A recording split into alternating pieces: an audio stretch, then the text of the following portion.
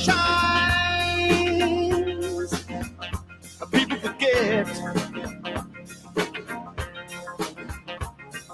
The spray flies, speed flies, people forget. The Dodgers efforting insurance. They lead 4-0 here in Game 3. Shohei 16 for his last 19 with runners in scoring position. That's where Smith is on second. The pitch is hit high in the air, right field, hooking toward the pole, and this ball is fair and gone.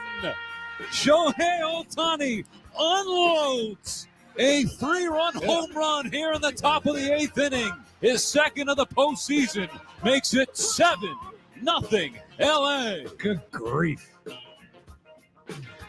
Is it me or is that extra pukey? I guess Well, it wasn't as egregious as I've heard it. no, it's definitely not. Was it really that pukey? I don't know. Play it again. Was it that pukey? I'll give you the end part. Yeah, all give me right? the end. Give me the end. With the A pukey part. 3-run home run here in the top of the 8th inning. His second of the postseason makes it 7-0 LA. Well, I Not guess that bad. Come no, on. I know. We have heard much worse Yeah, on these well, that airwaves. was my point. My point was I think I tuned in expecting to hear Joe Davis vomiting all over the greatest sin of his life, something along those lines. But I forgot he's not on the call, and of course that is somebody that we don't have to worry about. Wally Pippen, Joe Davis, that's for sure. Anyways, good afternoon, everybody. It's the Daily Ticket here with you, John James, Sean Brace. Oh, I'm hot. I'm fired up. Today was it. You know what I'm doing? I am. Let's just jump right into it. We got ourselves a fun show. Oh, so I don't even know what I'm getting No, into. Right no, now. I'm What just- are you I'm upset about? I'm entering back into the world of playing music. I guess you call yourself a DJ, right? So I'm entering back into that Are you world. trying to be humble about it or something? Just you're a DJ. Yeah, but You're a DJ. yeah. Why do you not want to say that? Because there's levels to being a DJ. I guess and I'm not- you're not like Avicii or something. You're just, like you're not Martin Garrix or whatever that guy is. You know Avicii's dead too. Yes, I rest in do. peace. I do. That was just the first one that came to mind. What is it? Martin Garrix? I Yeah, know that's a him. good Okay. one. That's a good call. Yeah, it's DJ not like- Khaled. DJ Khaled. It's not like you're singing that, Another one. but you're a No. DJ. Yeah, you go around So and you DJ. I'm dealing with the world of electronics and trying to get everything going and spending money and still trying to figure it out if it works, doesn't work. So I'm dealing with and some it never nonsense. works. And it doesn't work. So I bought this new external hard drive that is supposed to be my answer to my issues, and I'm dealing with that. That's what I was pretty much in haven't stepped foot in a Best Buy in probably a decade. I ordered this hard drive from Amazon, right? Okay. Amazon tells me it's coming, delivered by 10 o'clock last night. Around like 10:30, I checked I'm like, I didn't get that hard drive yet, and I need it. Like, what's going on? Check my email. Next thing it says, it may come. It's not going to be there on time. All right, well, let me cancel that. Can't cancel it. It's not out for shipping, but I can't cancel it. Then I go to the Best Buy. The Best Buy says they have it. They don't have it. Then I had to go to another Best Buy. They had it. Grabbed it, take it home, figured it would be my answer to my problems. It was not. So now here I am doing a show after 5 hours running around with like my head cut off. So things aren't going to be all peaches and cream over here. No, a little probably excited, a little fired up. But anyways, as I said, we do have a great show coming your way. Julian not. Edlow. So have you figured out what this problem is? Have you been able to do that yet? No, because the issue is I have to allow my music to play Okay. for 2.5, 3 hours on the continuous. So Right. what's the problem? So you need the space to do that? No, I guess? like Okay. 2 hours into, you ready for this? Okay. My set. All right, now it's weird. I am taking this serious though, so I might Who do you eventually. think you are? Gypsy? pull- Who do you think you are? Gypsy Wisdom? I mean, come on, get exactly. out of here. All I know is, like 2 hours into it, it's start sputtering, and I'm just like, dude, you have Yo. no idea what that vibe is like when you're like the guy playing the music, the DJ, and then next thing you know, it starts sputtering, and it's like, wait a minute. And I got all nice stuff. I thought my computer was like older. Got this in 2018. Yep, I understand. Oh, that's old. Is it? Yeah, for computers, I know. that's really old. Are you gonna I don't tell me even- I'm gonna need a new computer now? Most likely, I'm gonna yes. throw myself through a window. Most likely, yes. I'm doing this to make money, not to spend money. All right? Well, you got to spend money to make money. Come on. Oh my God. That's the last thing I want to do is go get it. I would say put that on if you look it up or put it on a poll. How often do people recycle or like go through computers? Because I have a feeling 6 years now is a long time. I know. That's a very long time. It's aging. It's aging. Luke checking in. Some are saying brace something, DJ Khaled. I don't know. Yeah. I think he tried to put like the greater than sign and it kind of threw it up there. He's having problems with technology too as well. How about that? Yeah, I unfortunately decided like a few years ago to get into like the PC gaming world. Yeah. And you know how quickly you have to recycle through? My computer that I got 2 years ago or whatever is already outdated. It's like already not good enough. That's crazy. Technology, it's just you got to keep spending a ridiculous amount of money to keep over and over again trying to just keep up with everything else. That's crazy. That's where I'm at. I can't do that. You are definitely there. Yeah, you've needed to upgrade years ago. Well, let's not get too carried away. I would say about if you look it up, I would say about every 3 to 4 years. Dude, Macs ain't cheap. It's like no, they're not. That's what I mean. No, they're not. They're not cheap at all. Can't be buying a new computer every 3-4 years. I don't like. What do? I podcast. I pop interviews up. I post on social media, and I research the web.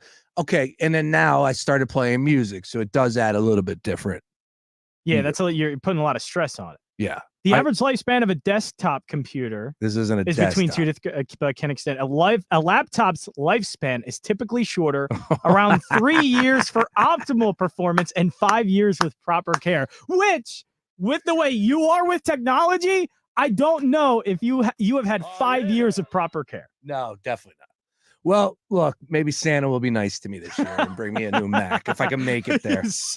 Yeah, Santa being the wife. That's it. All right. Well, what's that conversation going to look like? Who knows? It depends what type of. How much can you convince her? But it's to make us money. Yeah, exactly.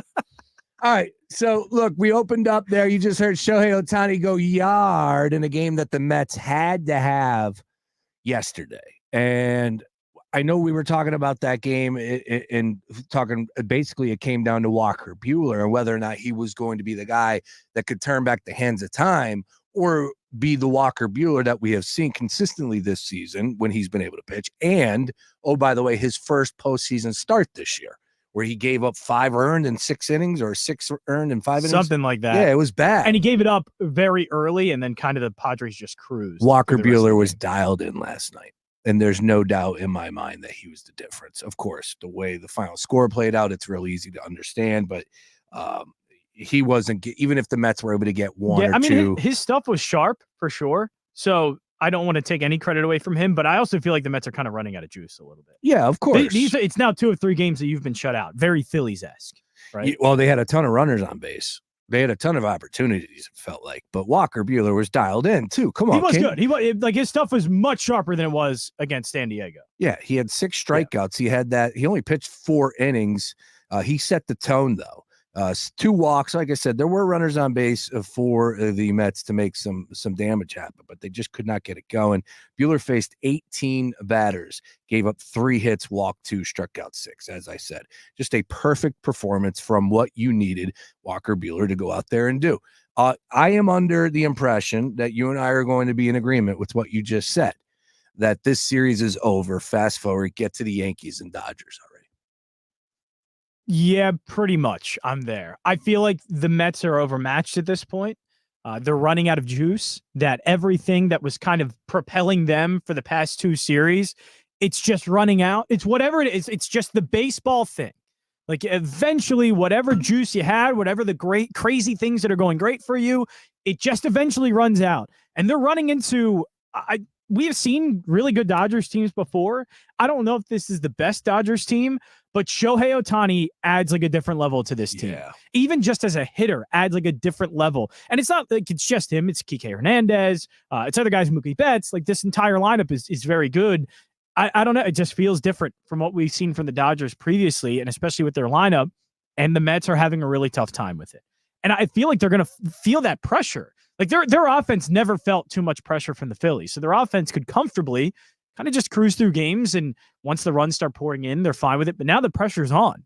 I mean, Dodgers are going to put a lot of pressure on the Mets lineup, and I don't know if the Mets are capable of keeping up in that way. Yeah, no, you're right about that, and I would definitely agree with you on the Dodgers front as far as how talented this team is. You go down the lineup top to bottom, and it's just like, wait a minute, now you have to deal with Freddie Freeman. First of all, Shohei Ohtani leading off. That's the most absurd, ridiculous thing that we've seen in quite some time in baseball. That's where I stand on that. We've been talking about that all season long. And then you look at his postseason numbers when he's got runners on base, what he's able to do so far. It's crazy right now. So I don't know if that's the right move. You want to get him as many bats as possible. Yeah, you know what's pretty amazing too is it's not like the Phillies are a good example of this in the previous 2 years where it was just a couple of guys each series that would have absurd numbers. And I don't think we're necessarily seeing that from the Dodgers. I feel like we're just getting a lot of consistency over and over again. Like somebody's going to do something. They only have one guy so far in the postseason. Max Muncy was an OPS of over 1,000. Only one other guy in the 900s, and that's Hernandez at third base. Other than that, Shohei Ohtani, 771 OPS. Mookie Betts, 767. Teoscar Hernandez, 757. And then that's it for guys in the 700s. But each of those guys have 2 or more home runs and multiple RBIs. Like they're getting, it's not like these guys are going nuclear. It's just they're getting so many consistent at-bats from these guys, and it's somebody that's going to step up. It's somebody that's going to get a hit. And it's pretty wild to see a lineup that deep. It really is. And it's why it's no shock that they're going to be in the World Series, and the Yankees will be there as well. These guys were the 2 best teams all season long, right? Like the Phillies were right up there with them. I want to make that clear, but when it comes to the wagering side of things, I don't think many people were trying to put the Phillies locally. They were over the Dodgers nationally, though. I know the pitching was the big deal for a lot of people that were handicapping this series, understood. But here we are, bang for bang, buck for buck, and those 2 teams are just knocking the hell out of the baseball. So another great performance last night by the Dodgers, 8-0 to go along with that Game 1 victory, 9-0. Of course, they did lose Game 2. It is 2-1 right now. We do have 2 games tonight. How about that? A little back-to-back New York flavor. 5 o'clock is the ALCS Game 3. 8 o'clock, 8:08 is the NLCS Game 4. So we'll start with the Dodgers and Mets since we were there. Yamamoto on the mound versus Quintana versus for the Mets, minus 135 for Yamamoto and the Dodgers to go up 3-1. 7 is your total here. Quintana catching plus 114 for the Mets at home. Again, all season long and basically since the All-Star break and throughout the course of the playoffs, the Mets do not die. This would be another opportunity to live up to that billing. I don't see it, though. I just think judging it from the eye test, and I know that probably drives analytical freaks out there all crazy. I was arguing with some dude on the timeline earlier today about analytics. What about analytics? Yeah, he was just a nerd. He was a nerd. He was. I like analytics. Yeah, I mean, I do too. But you know how those people are that are too invested. Yeah, there is a bit of too much investment, especially. This guy was that guy. In these situations, you know, playoff baseball. You know how I know? It's no, it has hard. nothing to do with that. You know how I know how somebody is just way over their skis when it comes to the world of analytics? When they tweet out they got the book. When they got a book from some writer and they're like, I got your metrics 101. Like, I'm going to learn. It's like, all right, dude. I love analytics and metrics. It is not an end-all be-all. It is certainly can guide you. It can certainly inform you. Let me take you on the inside of this argument. Okay. This dude tweeted I don't know who this guy is. He tweets Ben Verlander about John Smoltz. John freaking Smoltz, who's got more knowledge of the game of baseball in his right pinky than you, that dude on social media, than a lot of people put together. You're talking about a guy that was an unbelievable starter, a phenomenal closer who won consistently year after year after year. So he isn't waxing poetic about sabermetrics and the WAR plus rate for some of these guys. Don't discount what he brings to the table because he's not speaking directly to you. And like, I get it. Oh, you're going at it with this Oh, guy. I get it. 90s, Like we're talking Shaq, Barkley, the guys that are on television right here, right now, right? The guys that are that would be first to say, you don't know what the hell you're talking about. I played the game. I get it. Smoltz is not that guy. Come on. Smoltz gives it up. Smoltz is a fan of the new school style to a point. Again, I think we get carried over. There's always room in the middle. I'm in the middle. I like analytics. You spit stuff at me half the time. I don't know what the hell you're talking about. I'm like, yeah, that sounds good. Cool. All right. But at the end of the day, we're talking about a guy who's lived it. Like, you should hear what he has to say. And if you disagree with, that's fine. But don't rip on him. Don't say like, and I'm not anybody. Like, my point was Ben Verlander was like, I love these people. I'm like, dude, keep it moving. Like, these guys just make they put anything on the timeline for reaction. And here I am talking. I'm trying to see what you and this person were tweeting about, but Elon's Twitter is about as broken as you can find. I can't. It says I'm unable to see your post because the owner limits who can view their posts. We follow each other. Oh, what do you mean? Also, I can't view your posts. And I haven't touched anything. No. I do want to put out there, Elon Musk is coming to Delco. Ridley. I just got a question. Dude, when did Delco become the center of the world? So he's coming to politic for Trump, right? Trump's his guy. Yeah. There's been video out there, like, if Trump doesn't win, I'm going to jail. He was laughing with Tucker Carlson. Who knows if he feels that way or not? But regardless, my take is this: like, could you imagine if Mark Zuckerberg was on the trail for a Democrat? Could you imagine? Well, yeah, that. But I'm having a hard time just imagining that Elon's going to be in Ridley and Kamala Harris is doing a town hall in Delco. Like the race for the presidency is coming down to Delco, to people like me. Do you know how crazy that is? It's not crazy at all. How absurd that is? No, it's not crazy at all. That's nuts. Hey, I thought bad things happened in Philadelphia. Now we're the focus of it. No, it's not even Philly at this point. Yeah, it's Delco. You're right about that. Delco. No, but don't skate off my original point. Like, could you imagine if there was a bajillionaire on the trail who was stumping not for just Kamala? a bajillionaire, but a bajillionaire and also owner of a social media site. That too. I don't even know Instagram or TikTok or Mark Zuckerberg is Instagram. Is he? It's damn, Facebook. He does own that. That's right. There you go. Perfect example. Catch up, Bryce. Perfect example. Could you imagine? And look, I wouldn't want it. I don't think it's right. And I don't think it's right what he's doing either. But we live in such a backwards society these days. So what's up is down, down is up. All I know is just appreciate Delco's deciding the president. Appreciate analytics when it comes to baseball, and you'll get by in life. Anyways, the patrons of like Tom and Jerry's are deciding the election. What is going on with us? Our pets heads are all up. I love my people. Yeah, Yankees Guardians coming our way at 5:08. If you're at Tom and Jerry's, you could go ahead and place a wager on that while you're enjoying the game with Elon. So to the Mets, because we didn't even get a take on that. Where are you at in tonight? Because I'm up in the air. I think Quintana can get the job done. Yamamoto again. Like, I'll take the over on 7. I think that there's a lot of juice, a lot of energy in the building. It was yesterday. Bats were dead. So I'm willing to back the Mets here, and they get on the board. They get some timely base hits. That's what they were missing yesterday. Yamamoto doesn't scare me too much, but I think the Dodgers win here. I think the Dodgers go up 3-1. And I don't know. We'll talk about game 5 tomorrow, but for right now, 8:08 tonight, my money's on the Dodgers to win, and I'll take the over 7 on this one. They get over to 7 total here. Yeah, it just seems like for the Mets that all of these pitchers that have been doing well outside of Sean Manaea, yeah, they did fine against the Phillies. They did fine against Milwaukee. They got by. They were able to win those games. And again, this is outside of Sean Manaea. I know he's been good. But the rest of the pitching staff for the Mets is just like crumbling in front of this lineup. And I think Quintana is also probably going to do the same thing. Manaea, I don't know what he found, this whatever crossfire, Chris Sale type delivery. It's great, but he can only pitch one game. You know, he can only pitch a couple of games for them. The Mets are going to have to find pitching somewhere. And I just don't know if they have it on the roster outside of this one pitcher.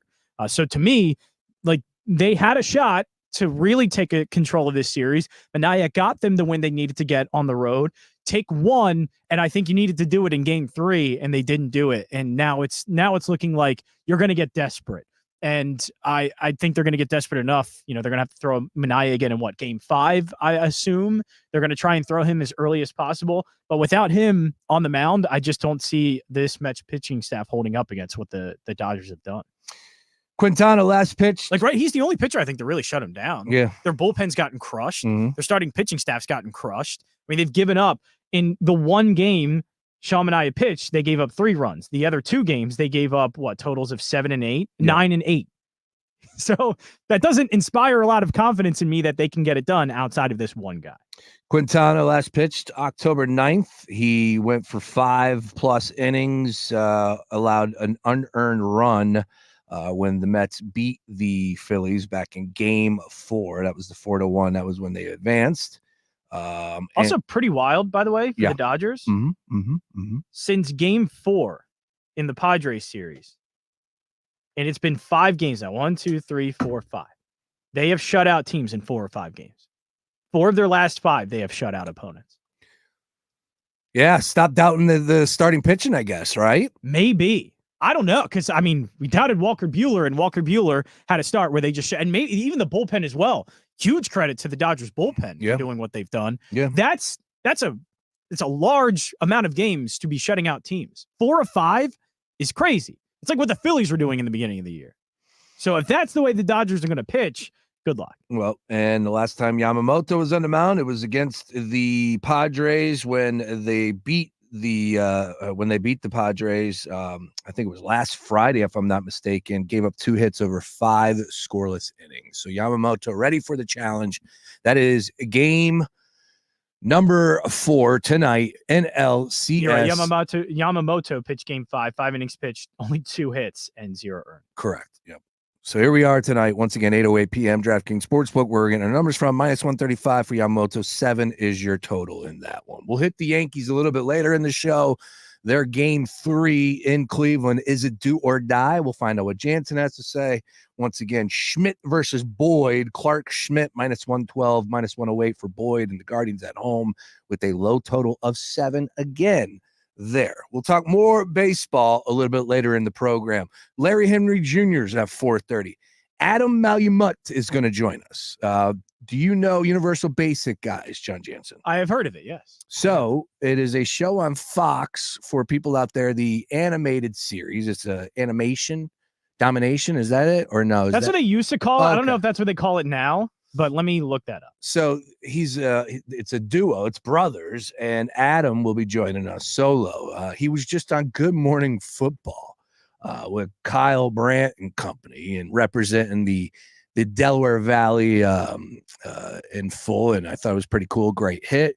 Adam's going to join us at 5:30. We're going to talk a little bit about Philadelphia sports than he did nationally. We'll get into, whether or not the Sixers team is cursed because of the situation that just took place yesterday with Jared McCain. We're going to talk about Joel Embiid. We'll get into the Phillies coughing it up and choking on it yet again. Nice. The Eagles, the struggles there. All across the board with Adam, because he is a diehard Philadelphia sports fan, I believe. Great references, the Hoagie family. Yes, it is, by the way. It is part of Animation Domination. There it is. How about that? Nice pull there. Adam will join us at 5:30. Jansen, are you sticking around for the full show? Or are you going to some movie magic? I am movie magic. Yeah, I'm going to, it's the opening night for Philadelphia Film Festival. Ooh. I don't know if I can make it to the opening night film because that is exclusive territory, and I've been lucky to get there. But there's a film before it. I'm like, heck yeah, I'm going to, and I'm probably going to be the only one. Okay. So, yeah. Look good on you. Yes. Nice. All right. So Jansen's going to be hanging out with me for a little bit here. We got Larry Henry Jr. at 4:30. However, on the other side, Mr. Ranch over blue cheese himself, Julian Edlow, so bad, will be joining us, representing the squad from DraftKings Sportsbook. Thursday night football. Are you ready to go? It's a Thursday night classic. Yes. We got 2 rookie quarterbacks going head to head, a damn good defense in the Denver Broncos and a New Orleans Saints team that's about as desperate as it gets. We'll break that one down. Plus, the big one, Texas and Georgia, all things college football with Julian Edlow, and a great NFL Sunday card We're talking San Francisco and Kansas City, division battles, 2 games on Monday Night Football. We got a lot to do with Mr. Edlow. He'll join us on the other side. It's the Daily Ticket. Back to this. Fox Sports Radio, The Gambler. Now, total traffic for Philadelphia. We've got delays on the Vine Expressway, westbound Broad to the Schuylkill, eastbound Schuylkill to 95, 95 northbound, stop and go Allegheny up to Bridge, westbound Schuylkill, Heavy University to Girard, and Boulevard to Belmont, eastbound Jan Montgomery Drive to South. Large Totella, total traffic. This report is sponsored by Lowe's. Only at Lowe's, MVP Pro Rewards members can get a volume discount on eligible orders as low as $1,500. Discount on eligible product only and reflected in quote. Restrictions apply. See Pro Desk for details. MVP Pro Rewards program subject to terms and conditions. Details at lowes.com/terms subject to change. With its new look and taste, Dasani is always crisp, clean, and refreshing. So, when thirst calls, answer with the new refreshed taste of Dasani water, now without salt. Learn more at Dasani.com. When something happens to your kitchen and you say, "This is ludicrous," you get having trouble? Don't panic. Don't be alarmed. You need to file a claim? Holla at State Farm. That's right. Like a good neighbor, State Farm is there. State Farm, Bloomington, Illinois. Hey, what are you doing up on the step stool? About to clean these light fixtures. The whole family's coming over. And if there's even a speck of dust in the house, my abuela will find it. Here, I got a Swiffer duster to help with that. A Swiffer what? A Swiffer duster. It has this cool extendable handle that reaches 6 feet to get high and low, with fluffy dusters that easily trap and lock dust. So no more step stool? No more step stool. Easily trap and lock dust from hard-to-reach places with the Swiffer duster. Love it or your money back. The Philadelphia Film Society presents its 33rd Film Festival, October 17th through October 27th. See the most anticipated feature-length, narrative, documentary, and short films from around the globe. All Philadelphia premieres, including music documentaries on bands Devo, Pavement, At the Drive-In, and the Mars Volta. Also featured is the world premiere, The Philly Sound, heard round the world. Enjoy Q&A with filmmakers, red carpets, and more than 100 films. For more details, visit Philadelphia.org. Hey, what's going on? This is Barry from the band Shinedown. We're heating things up with the release of our third hot sauce, Attention, Attention, Mango Habanero.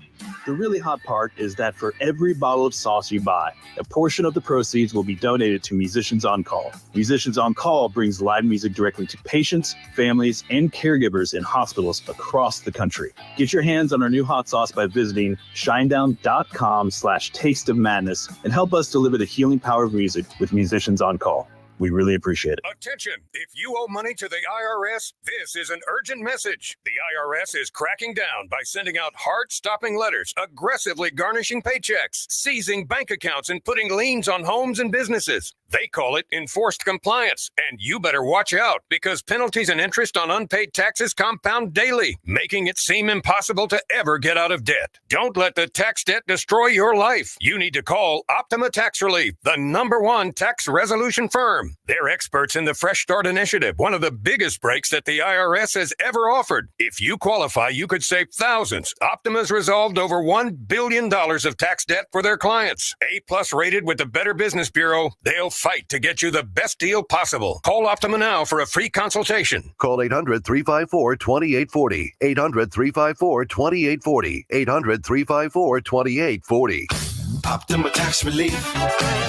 Some restrictions apply. For complete details, please visit OptimaTaxRelief.com. Cybersecurity Awareness Month is in full swing, and LifeLock is here to spotlight the threat of phishing. Those sneaky scams designed to trick you into revealing your personal information. While staying alert is important, true protection goes beyond awareness. LifeLock doesn't just monitor your personal information. LifeLock alerts you if someone uses it and resolves issues if they arise. Take control of your security. Great news! Your benefit package may include identity theft protection. Be sure to look for Norton LifeLock Benefit Solutions during open enrollment. Learn more at lifelock.com/benefits. The free iHeartRadio app has over 100 commercial-free original stations waiting for you to explore right now, like Southern Rock Ride.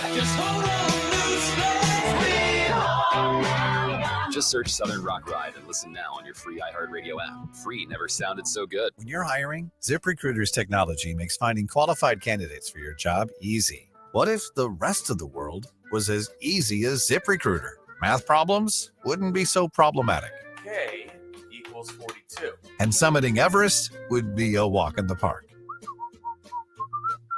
In the meantime, if you want to make your hiring easier, use ZipRecruiter. And right now, you can try it for free at ZipRecruiter.com/free. ZipRecruiter.com/free. Hey, man, you all right? Need me to call 911? No. Call Top Dog Law. Get top dollar for your accident at TopDogLaw.com. Once again, that's TopDogLaw.com.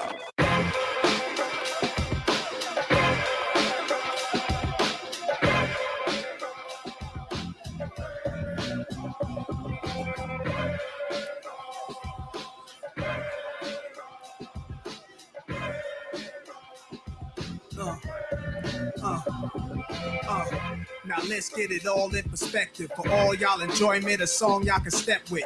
Y'all appointed me to bring rap justice, but I ain't 5-0. Y'all know it's Nas, yo. Daily Ticket with you here on a Thursday. We got ourselves a classic. Saints, losers of 4 straight, taking on the Denver Broncos. Game being played in New Orleans, and this is a game where Denver is favored by 2.5 on the road. 37s are total.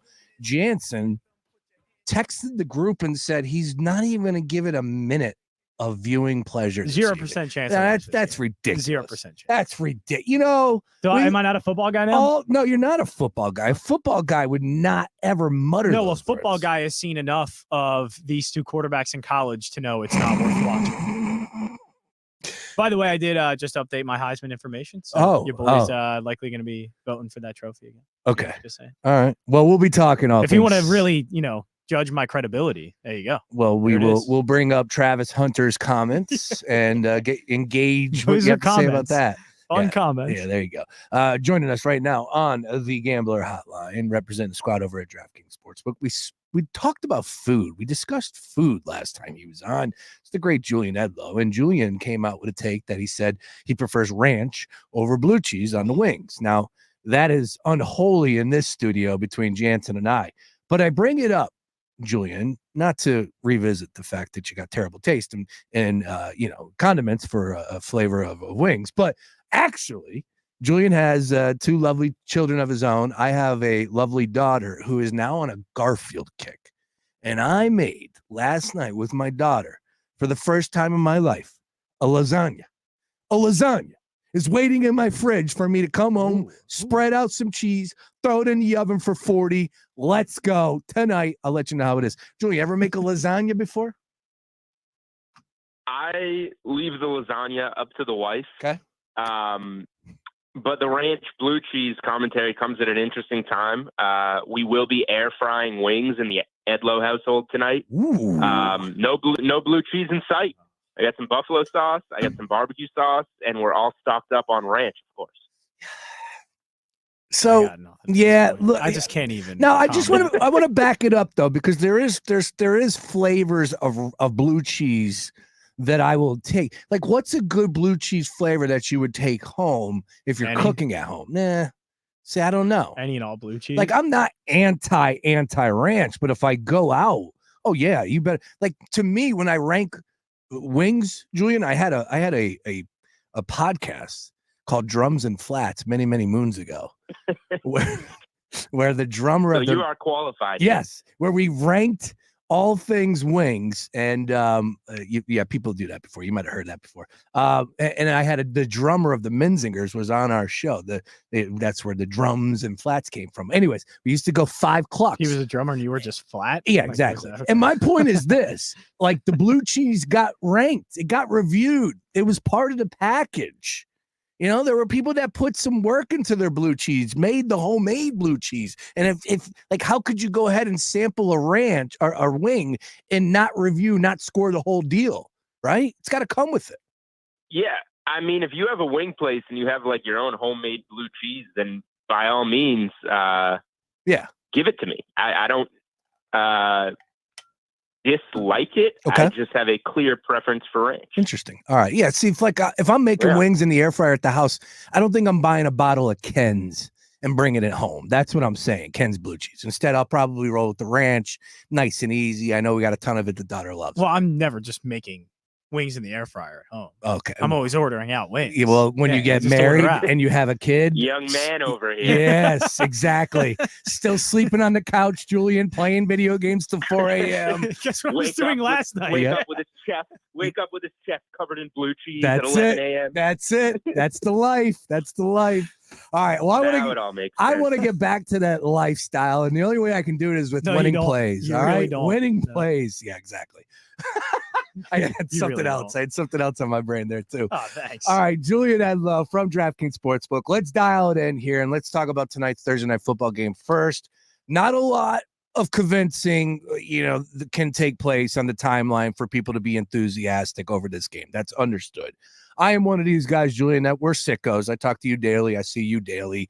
We're sickos. We love it. We can't complain all summer long. We don't have football. And then suddenly we have football, and it's not a game that we're not interested. No, we love it. We're invested. Let's go. Tonight, 2.5-point favorites on the road in New Orleans. My simple handicap for this one, Julian, is it's two rookie quarterbacks.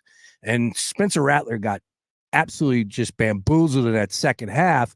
Todd Bowles was able to blitz him, make him second guess his life choice as far as playing a quarterback in the NFL. He was sacked 5 times, I think, in that half alone. Why are you Threw 2 acting like this man was interceptions. seeing God in the second He half? was. Good He was. Lord. Did you watch the game? I know. Yes. He was Spencer rattled, but Ooh, I only heard that 100 times this week, but nice work by you on that one. So Bo Nix, though, he's a bad quarterback too. I'm not trying to make him out anything Rattler's other better. than that. So where my simple handicap is, I don't expect much. Under 37, Julian. A little too easy for you. Where do you stand on this game as far as the totality of scoring tonight? Yeah, I don't think it's going to be pretty. So I would lean under.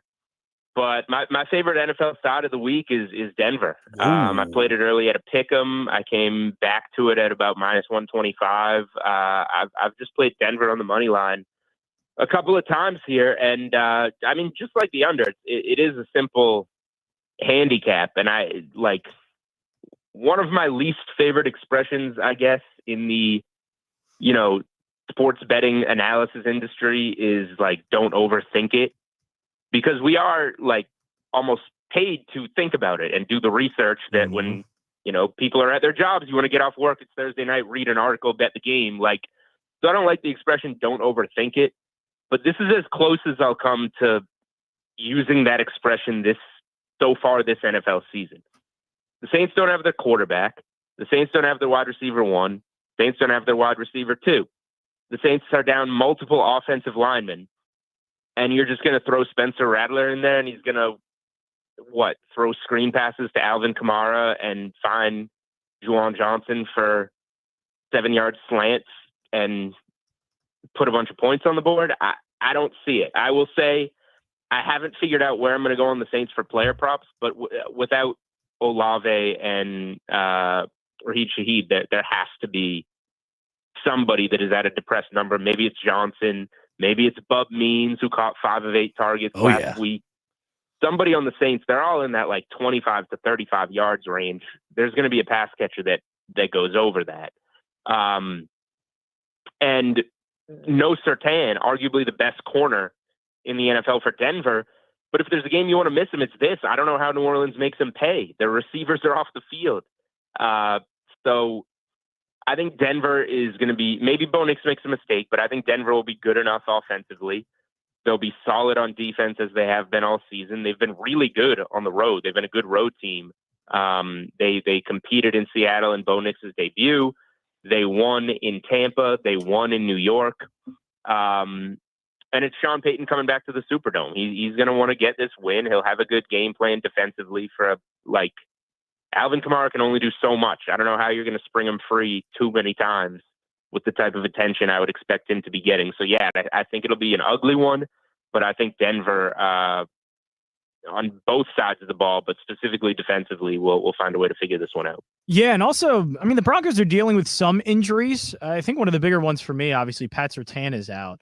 So this game, probably not a lot of offense. 2 rookie quarterbacks without some of their guys, especially Rattler, and it's going to be on a short week. Thursday Night Football is always ugly. But could we end up finding offense somewhere? I think, Cortland Sutton comes to mind, especially for Denver. Maybe Alvin Kamara, but one of these pass catchers. As much as we want to go, yeah, there's going to be no offense. To me, I find some interest, especially somewhat on the Denver side. New Orleans has given up a lot of points in the last 3 games. Is there anybody on the Denver offense that you're really looking forward to betting, or any bets that you can find? Yeah, I mean, Sutton would be the guy. He should be, their number one receiver. And if they can get him the ball in space, he's shown that he can be the guy. So 46.5 yards right now on DraftKings. That definitely seems, from what we've seen from the Saints defense recently, like a number he can hit. I'll probably just stick to the New Orleans side when it comes to props, though. The problem is I haven't decided who it is yet. It's one of those weird games where, like, we really got to dig deep here and figure out who it's going to be. If you made me, put my money on someone right now, I think I would go Bub Means, like 3.5 receptions, 35.5 yards, something. Also, the fact that I like Denver in the game, like, there is a game script here where Denver gets up 14-0 or 17-3 or something and just tries to run the air out of the ball, and Sutton doesn't get as involved in the second half. So that scares me a little bit. And then New Orleans is playing catch up, and some of those guys have to get their hands on the ball and make some plays. So I'm going to be New Orleans on the prop side and just stick to Denver money line. But, like, Sutton's the highest receiving prop in the game at 46.5. The next closest receiving is Kamara at 37.5. Like, it's not a pretty game for props, but you got to think those low numbers. Somebody's going to be going over. And I tweet out the prop splits for all the primetime games, and the big joke going around Twitter, everybody's been retweeting it. The public is on the over every week for everybody. Last week, there was one under that had more handle than overs. So people are going to be playing overs here. It's very depressed, these numbers. But I don't disagree. Like, some of these guys have to go over when you're looking at a game with numbers this low. Yeah, I woke up this morning. First thing I do is I get over to dknetwork.com, check out what Julian and company over there at DraftKings have up, and came across Bub Means. Now, I'm not going to sit here and tell you that I knew exactly who this guy was. I do remember him having a catch in the second half of last week's game against the Tampa Bay Bucks.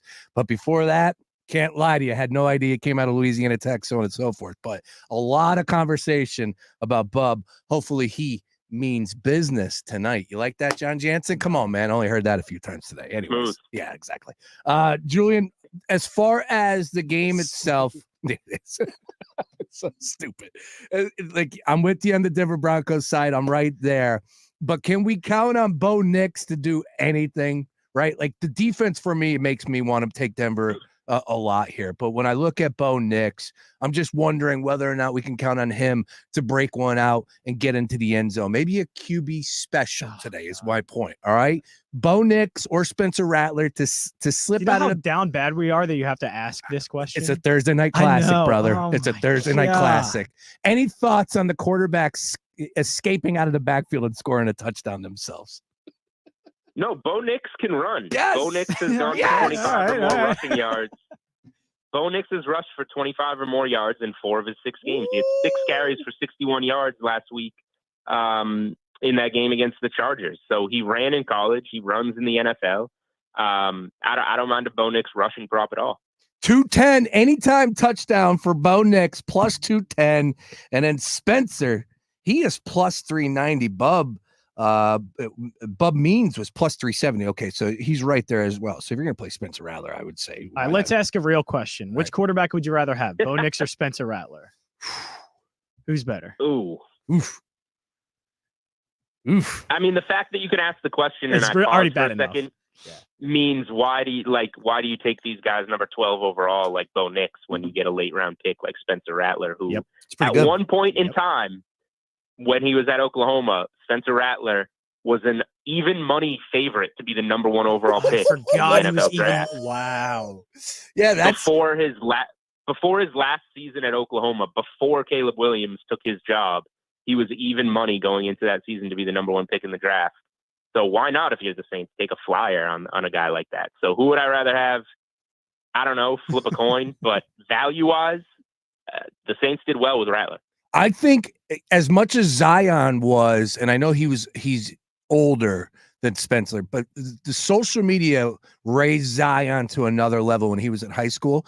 Spencer Rattler. Spencer had a bit of that, Was didn't he? social media Yeah. driven on Instagram. Remember, he was doing the rolling out and then jumping. And Yeah, then the jumping spin throws. Yeah. That was Spencer That Rattler. was good stuff. What's the odds on DraftKings we get one of those tonight, Julian? A little jump, spin, touchdown toss How from deep in his bag Spencer. is he going to get tonight? I see it going a little more as like a jump spin sack. Yes. Nice work on that one. All right. Let's stay in the NFL, Julian. A great card this weekend. Great card. First of all, anything for you on the Giants and Eagles? Saquon Barkley going up to New York. Will he get booed? Of course. I don't know what he was saying to the media. I have no idea why. But this Eagles team looked a little bit better. And, of course, on top of it, the big reason is they got A.J. Brown back. They got Devontae Smith. They got Lane Johnson back. However, they did just lose Jordan Mailata. That's going to be a tough loss. If everybody is listed and they go, I still like the Eagles to go up there and hold the fort down against the Giants in a big way. Giants are dealing with a ton of injuries themselves. Will Malik Neighbors go? Who knows? But your thoughts on the game from the Eagles' perspective right here, -3, 42.5 on DraftKings. I mean, did the Eagles look better or did they just play the Browns? That was a pretty ugly game. This number's so short. I'm terrified. I'm looking at the splits right now on DK Sportsbook. The number has come down in favor of the Giants. 24% of the tickets, but for 42% of the handle is on the Giants covering the spread. The Eagles are a square road favorite, but road favorites in the NFL went 9-0 against the spread last week. Obviously won all those games. So it feels like a game the Eagles should get. I'm not sure what the appeal is right now in the Giants. Their best lineman goes down for the year. I'm not going to be playing the Giants. I thought about putting them on my card for the Circa Millions, picking 5. What is appearing to be a sharp home dog in the Giants. I'm staying away from that one. But the fact that the number is so low does tell you about the Eagles, that they're worried about this team. I'll tell you this real quick, because I mentioned the road favorites going 9-0 last week.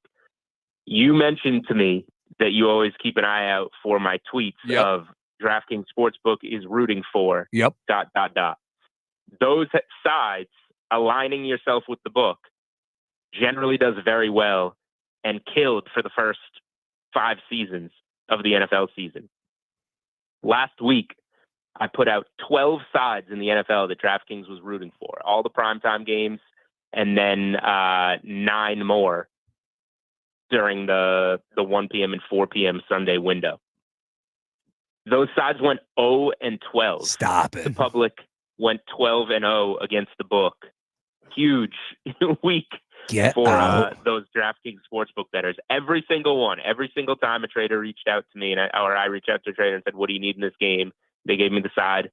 That side the book was rooting for lost or didn't cover. Incredible. Absolutely incredible. Look, the dogs, to a point, the 5.5+ dogs have been hitting this year. And we talked about this game rolling in last week because the Eagles had the biggest number on the board. They went off at 9.5-point favorites, if I'm not mistaken.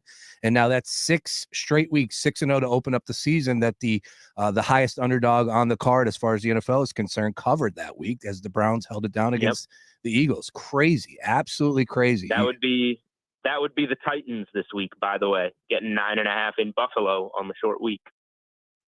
Man, how do you like that one? You want some Will Levis? I was gonna say, I'd rather Spencer Rattler than Will Levis, I think. Good grief. But yeah, well, that's going to be a tough one. But it's been working, right? Yeah, you can't deny that. That's for sure. All right, I want to get into some bigger games here, and we definitely got to hit some college. So Detroit and Minnesota. Vikings are a 1.5 favorite. They're undefeated, of course, currently. Only 2 teams undefeated, them and the Chiefs here. Does that come to an end on Sunday versus the Lions, in your opinion? I like Minnesota here. I'm going to play Minnesota. We got a -120 right now on the money line at DraftKings. I put them on my card to pick 5 this weekend, laid 1.5. If you can't tell, I already submitted my card because yes, I'm playing Denver on the Thursday night. So we got that in early for the pick 5. It's a good spot for Minnesota. The hype is there, obviously. They're undefeated. So I don't love that in some ways, but they're off the bye, plenty of time to prep, and you got the Lions kind of. I loved the Lions last week. That was another public road favorite. Took them no contest versus the Cowboys. They smash them. They had that kind of revenge spot for last year. You remember the game that ended in Dallas with the 2-point conversion, the ineligible lineman that was checking in, that did check in, but they called him ineligible. So Detroit wound up losing that game. So that was a really important game to the Lions. They get that road win. They lose Aiden Hutchinson. Now you got to go on the road again for the second straight week in the division. It's just a bad spot for the Lions, and the Vikings have time to get healthy off that bye. So I'm going to, at some point, it's going to catch up to Minnesota. It just has to, but I don't think this is the spot. It's a good spot for Minnesota, bad spot for Detroit. So I will take the short home favorite there. Excellent. All right. And then give me 30 seconds on the Chiefs and Niners. Niners 1.5 favorite, 47. It seems like everybody's on the Chiefs. Yeah, you're going to all the games I bet, which is good. Oh, good. Nice. I've only bet Denver, Minnesota, and the third thing that I've bet, I went Niners first half. Now, I think they win this game. And yes, about 2/3 of the money is on Kansas City right now. You're going to see all weekend numbers from Mahomes and Andy Reid off a bye. You're going to see that cute stat that we did in the Super Bowl about Mahomes as an underdog, which in these 1.5 games, like this was the number in the Super Bowl too. So like you're betting Mahomes because he's a dog. What if he flipped it and Kansas City was -1.5? You wouldn't like Kansas City anymore. Basically flipping it through like a meaningless number. You're essentially, it's a pick 'em who's going to win the game. So I don't love using that stat there when it's really just priced as a pick 'em game. But I will go to the Niners first half. I think we talked last week. I went Niners first half against Seattle. That played out well. Niners have let a couple games go late. I don't think they're going to do it this time, but if there's a team that comes back late, who is it? It's Kansas City that has those second halves. So Kansas City's 2-3 against the spread in the first half, 2-3 straight up in the first half this season, but they're 4-1 ATS on the year, I believe. So they're a second half team. Niners are 4-1 first half straight up and against the spread. So I think they get out and rolling early at home. They played Thursday night, so they get, the mini bye or whatever you want to call it, at least plenty of time to prep and get fresh for a KC team off the bye. I think the Niners win the game, but I'm more confident from a betting standpoint in going Niners first half. That's the game of the week on Fox. I believe Brady would be on the call there. He won't be attending production meetings, but he'll be able to call a football game. Relax, everybody. All right. How about that? Fox pays him, and now 2 months into his job, he can't even do his job. Well, they have Zoom, right? Like he doesn't have to, right? Yeah, I guess he zooms in. Yeah. He sucks at the job anyway. Well, even being able to do all that stuff, he's terrible. Hang on. I know it doesn't matter because it's Brady and It's nobody Tom cares Brady. anyway. It's Tom Brady. Fox is getting every bit that they asked for. It's Tom Brady. All right. They? Yes. Think about the sales that he's able to get. Dude, he's getting. I have not watched one NFL game just because Tom Brady's. That's not, oh my gosh, I can't wait to listen to Brady. Who's got the Super Bowl this year? I don't even know who I he's think Fox partnered with. does. I think Fox has the Super Bowl this year. Watch out. Who knows Super Bowls more than Tom Brady? Okay. There Does you he go. know how to broadcast Super Bowls? That's interesting. I believe they do. I'm 99% I thought Fox sure. had it last year. I hate when I'm wrong. Because Greg Olsen just do one? Hang on. I don't know. Find out. Look, don't you have a computer over there? See what happens? Who's got the TV? This is What did he spill blue cheese all over it? Exactly. We'll dig. Might as well have. Who will brought? Yeah, Fox English Network, Super Bowl 59 here. All right, cool. I was right on that. All right. Let's get on over to the college card. Julian, anything for you on Thursday night? We do have a decent one between BC and Virginia Tech. But Boston College been playing the role of spoiler all season long. Shifty quarterback, really fast offense. I would love to be taking the points here, +8. Your thoughts on this game? Oh, it's an 8. I'm passing on this one. I will be rooting for Virginia Tech from a win total standpoint and some futures. BC has all the bets, and yet they're going from, I think you got as low as 6.5. Now it's out to 8, and everybody's betting BC. I would be a little careful. Both teams off a bye Thursday night at home for Virginia Tech. Virginia Tech's a good team that hasn't gotten totally going yet. think Virginia. I wouldn't be surprised if Virginia Tech ran away with it, but I won't be betting it. Okay. Yeah, and it wouldn't shock me either. That's a hell of a home field advantage going on out there in Blacksburg. All right, over to the big one on Saturday evening, kicking off at 7:30. We got Georgia and we got Texas. I think we got as high as 5 points yesterday. You put it out in the timeline. Georgia was catching 5 in Austin, taking on the Longhorns, 56.5. It's down to 4.5 now. Texas still favored. Man, I'll tell you, 3 is different. 3 is nice. 4.5, you got me guessing a little bit here. But at the end of the day, I don't think anything is going to sway me one way or the other. I love Texas in this game. I think they proved their worth every single spot. Don't try and downplay that. Not you, Julian. People are like, who have they played? Don't downplay what they did to Michigan. That was an incredible performance. I think Texas has another one of them in them, but it's Georgia we're talking about here. Your thoughts on this game? What are you reading? What are you seeing? And can you give us a lead where you're angling here? Well, I love to hear that because you and everybody seems to be betting Texas here. I don't have anything from our traders yet. I'm very curious on the ticket count. I think Texas probably at this stage of the week is like the most bet side of the college football season. If I had to guess, I bet Georgia plus 3.5. I got a bad number. I thought the public would pile on Texas, but I thought we'd maybe see some reverse line movement like last week when 80% was on Ohio State, but that went from 4.5 to 3. Now everyone's betting Texas, and the number is going to Texas. Now there was some sharp action on Texas earlier in the week, and that's what made the move. And now everybody kind of, I think the public got kind of scared. Oh, the number's growing. I got to bet Texas now because I want Texas. I'm very curious where the money comes in on game day, but I'm going Georgia here. And you said not me in terms of everybody talking about who Texas has played. I will talk about who Texas has played. I don't think highly of Michigan. I don't think highly of Michigan at all. They just won the championship. What do you mean? I mean, completely different It team. doesn't. It's college. We're not talking. This isn't like it's still the big Chiefs house. won the championship. They're the Chiefs. They But went into the big house and smashed them. Michigan didn't bring it much back. Like they can run the ball and they have a good run defense. They can't defend the pass and they can't throw the ball.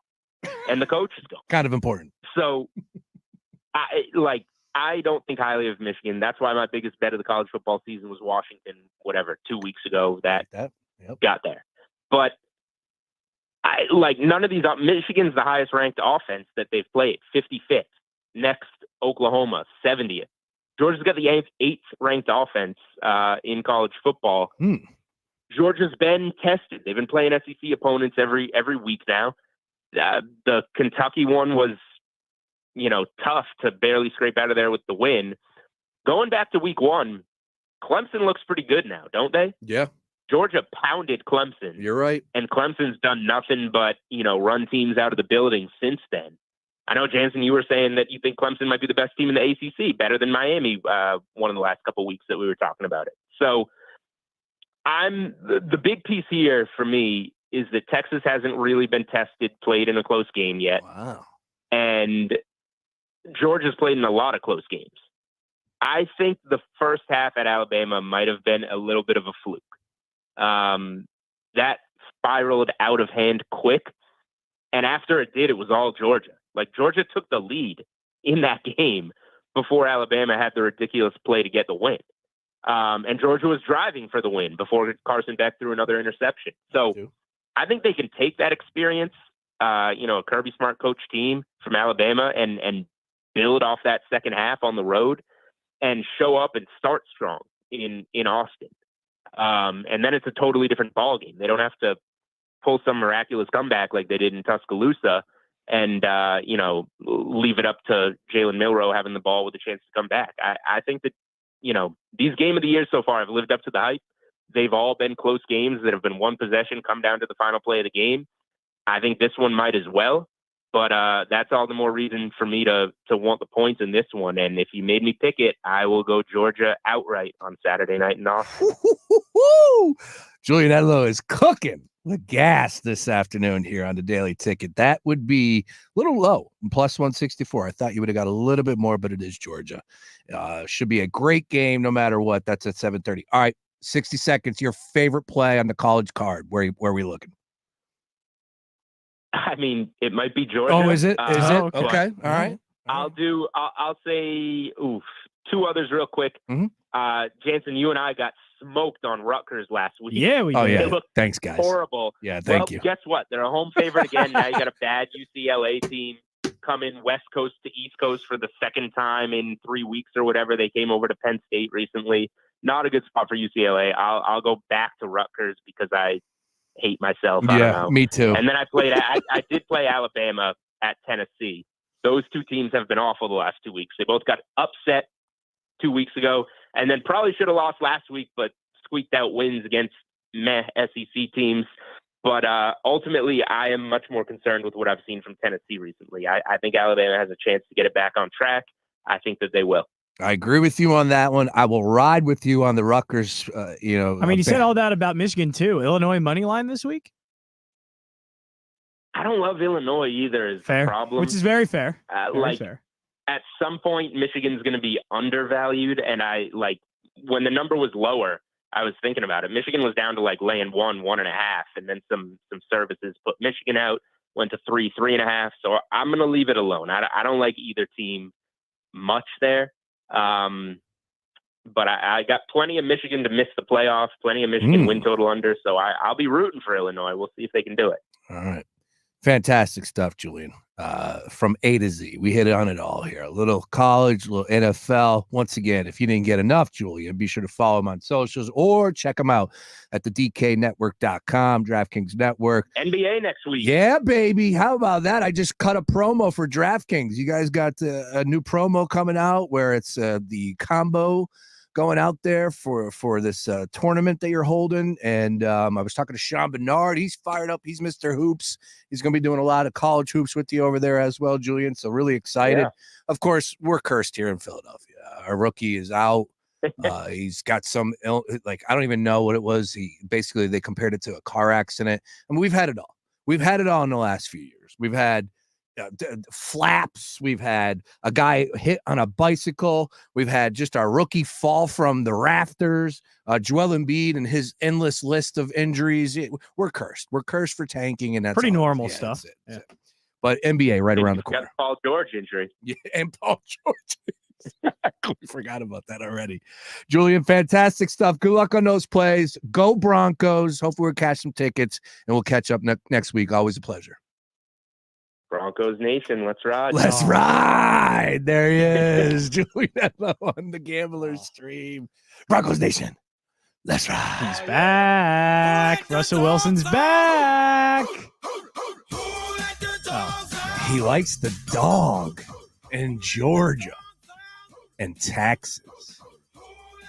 What do you think about that? You haven't told me where you're going. Texas. Me too. I think Texas is that good. Texas has the look of a dominant. Ryan Beef Coyle said that this is his dog walk play of the weekend. He thinks this could get ugly. So it's one thing to beat Michigan, and I understand Julian's right. Michigan's not that good, but to absolutely destroy Michigan's defense the way that they did, that's pretty tough. I'm pretty confident that Texas is that good, right? The only thing that's going through my mind is whether or not should they start Arch Manning over Quinn Ewers? Yeah, is what Quinn Ewers we're going to get. If it's that Quinn Ewers that was the guy that I fired on a Heisman Trophy play, is this guy that no bones about he is the quarterback? Sure, he didn't look like that guy last week. It was his first start back. So, okay, now you got 4 quarters underneath your belt. Let's see what you can do in this spot. There's no excuses. This is a game that Texas has to win. Will they win by 4.5? Now we're getting up in the area that you're asking a lot, but it is what it is. And nothing's going to scare me as long as it's under 6 points. I'm in. I'm taking Texas at home. Hook 'em horns, baby. Hook 'em horns. It's the Daily Ticket, 4 o'clock hour on the other side at 4:30. Have you been watching this guy for the Flyers, Mitch Goff? Have you been flyered up in the midnight hour? Watching Mitch Goff, the midnight hour. The Flyers have been on the road they're still on the road tonight. No wonder why I haven't watched. 3 games all across the border, north of the border. Mitchkoff dropping 2 in Edmonton the other night. I haven't watched a single. Oh, series. he's special. That's great. He's special. I'll figure it out once they're not at midnight. Well, Saturday they're gonna be back at home. They're at 10 o'clock tonight, taking on the Kraken. Anyways, you want to go? Let's go on Saturday. Yeah, why not? It's football season. Larry Henry I'll also Jr. be at the film festivals. Larry Henry Jr. will be. Villanova doesn't have a game. Early game. Oh, okay. Yeah. Larry Henry Jr. joins us at 4:30. We will be talking all things Flyers. A little. What if I did throw that on you? Like, surprise, you're working Saturday. I don't think you would let me do that. No, I can handle it. I can hold it down. What time's the game at? No, it's good. It's a 1 o'clock game. Yeah. Yeah, the one early game. Let me, I actually want to do that. that. I would prefer the 1 o'clock game. Yeah, I can handle a 1 o'clock game. It's the 6 o'clock games that. Yeah, and I had to do the Alabama and Georgia night. And it's like, are you kidding me? That's all right. We love our friends We up there. do, absolutely. And we do have news. Well, no, that's also like the old man in me. I don't want to go home at like 9 o'clock. Yeah. I don't want to be home 9, 10 o'clock at night. So that's too late. I haven't put this out there yet, but we are teaming up with our friends from Villanova, and we are going on the road to the main line. John Jansen and myself will be hosting our first Philly Road Show live at Villanova Homecoming. That's right. Fox Sports Radio Philly right here, live at Villanova on the 26th. It's their homecoming. And we're going to be rocking out from 1 to 3 p.m. I'm going to be like McAfee. I'm going to be singing the fight song. You know, how many people I can get to join in with me? I'm going to come off the table and, maybe like please don't be like Coach jump into Coach Mark Ferrante's arms. Don't you ever get that vibe that McAfee's like going to dive into Saban's arms? Like, it's ridiculous. Dude, that show's awesome. He has brought so much life to that show. Pat McAfee is worth every dollar that they are spending. Don't roll your eyes. He is incredible on College Game Day. Come on, man, give it up. Okay, he's good on College Game Day. Okay, it's the one place where I actually enjoy him. All of the other ones, he is absolute straight garbage. He's not straight garbage. Straight garbage. I don't even watch wrestling. His show is garbage. His show is garbage. His show is garbage. How is this show garbage? It's garbage. He doesn't have any spine, and it's just like it's a boring whatever show. He has no spine when it comes to actually broadcasting. Who wants a spine when you're talking sports? Oh my God. Calm down. Because okay, so you're just fine with him being like cuddled up next to Aaron Rodgers every single week? What's wrong with Aaron Rodgers? Come on, man. Well, because he's a little out there. Who cares? Let him talk. That's what he does. Pat McAfee's afraid to ask a question. Like, he's afraid to ask any question. If it's not just like the simple, like lowest comment, like lowest thing you can answer, it is or easy thing you can question. But isn't that what sports radio is? It's not that. Yes, it doesn't have to be is. that. It doesn't have to be. No, that. but it doesn't. Like everything doesn't have to be like. Can we just make this the easiest, smooth, like nothing show possible? It's nothing. But there's really nothing. It's to working. It's boring. It's working. Is it working? Yes, those numbers are electric. Great. It's not like, to me, it does nothing. It's boring. It's legitimately boring. I am all of ESPN radio is boring right now. There's not one single. Well, hang on. All of it's boring. Hang on. I'll tell you straight up. On the other side, I'm going to give. I don't even know the lineup. I'm going to give you the award for the most, the number one sports personality in media for 2024. I'm going to give the award out on the other side. I'm telling you straight. If I'm not getting the award, this guy is far and away the best. He is incredible on television. He's incredible on radio. His social media hits. He is, for my money, I think he is the best sports personality in media this year, and it's not Pat McAfee. Pat McAfee. I'll tell you who it is. We'll give the award that I just made up. Sucks. He does not suck, dude. Come on. That's just, why do you hate Pat McAfee? Like, honest, it's just you and I talking. Why? Why do you hate him? All right. I really started to hate him when the whole Olympic boxing thing happened. He's like, I'm not saying like this is what happened or like what, but like I'm just showing you the facts. It's like, you're not showing anything. Okay. Like this guy does not know how to carry himself when it comes to anything like that. So That's then fair. It just becomes I'll give you that. Absolute gibberish. Okay, but and almost dangerous in a way. In that circumstance, it became a little bit dangerous. But he's got nothing. Like, he really has nothing. I will give you that on that situation. I'll tell you right now, though. There's multiple situations like that. That's the most egregious one in my mind. Is it really that egregious? That was egregious, yeah. There was a lot of egregious things. Because he was wrong. Because he was 100% wrong, but he's going, I'm just showing you what I see. Yeah. It's like okay, if you're going to do it. If you're going to do it, be right. Yeah, be right. I got you. Yeah. Like there's a deal right now with this girl volleyball player that was born a man in college. Like I'll tell you straight up, like I don't care how you view it. I am total. I understand what the fight is for the LGBTQ all across the board. But if you were born a man, you do not need to be playing in girls' sports. Sorry, as a father of a daughter, dude, unacceptable. I think it's more nuanced of a conversation that people want it to be. It's not just a straight up.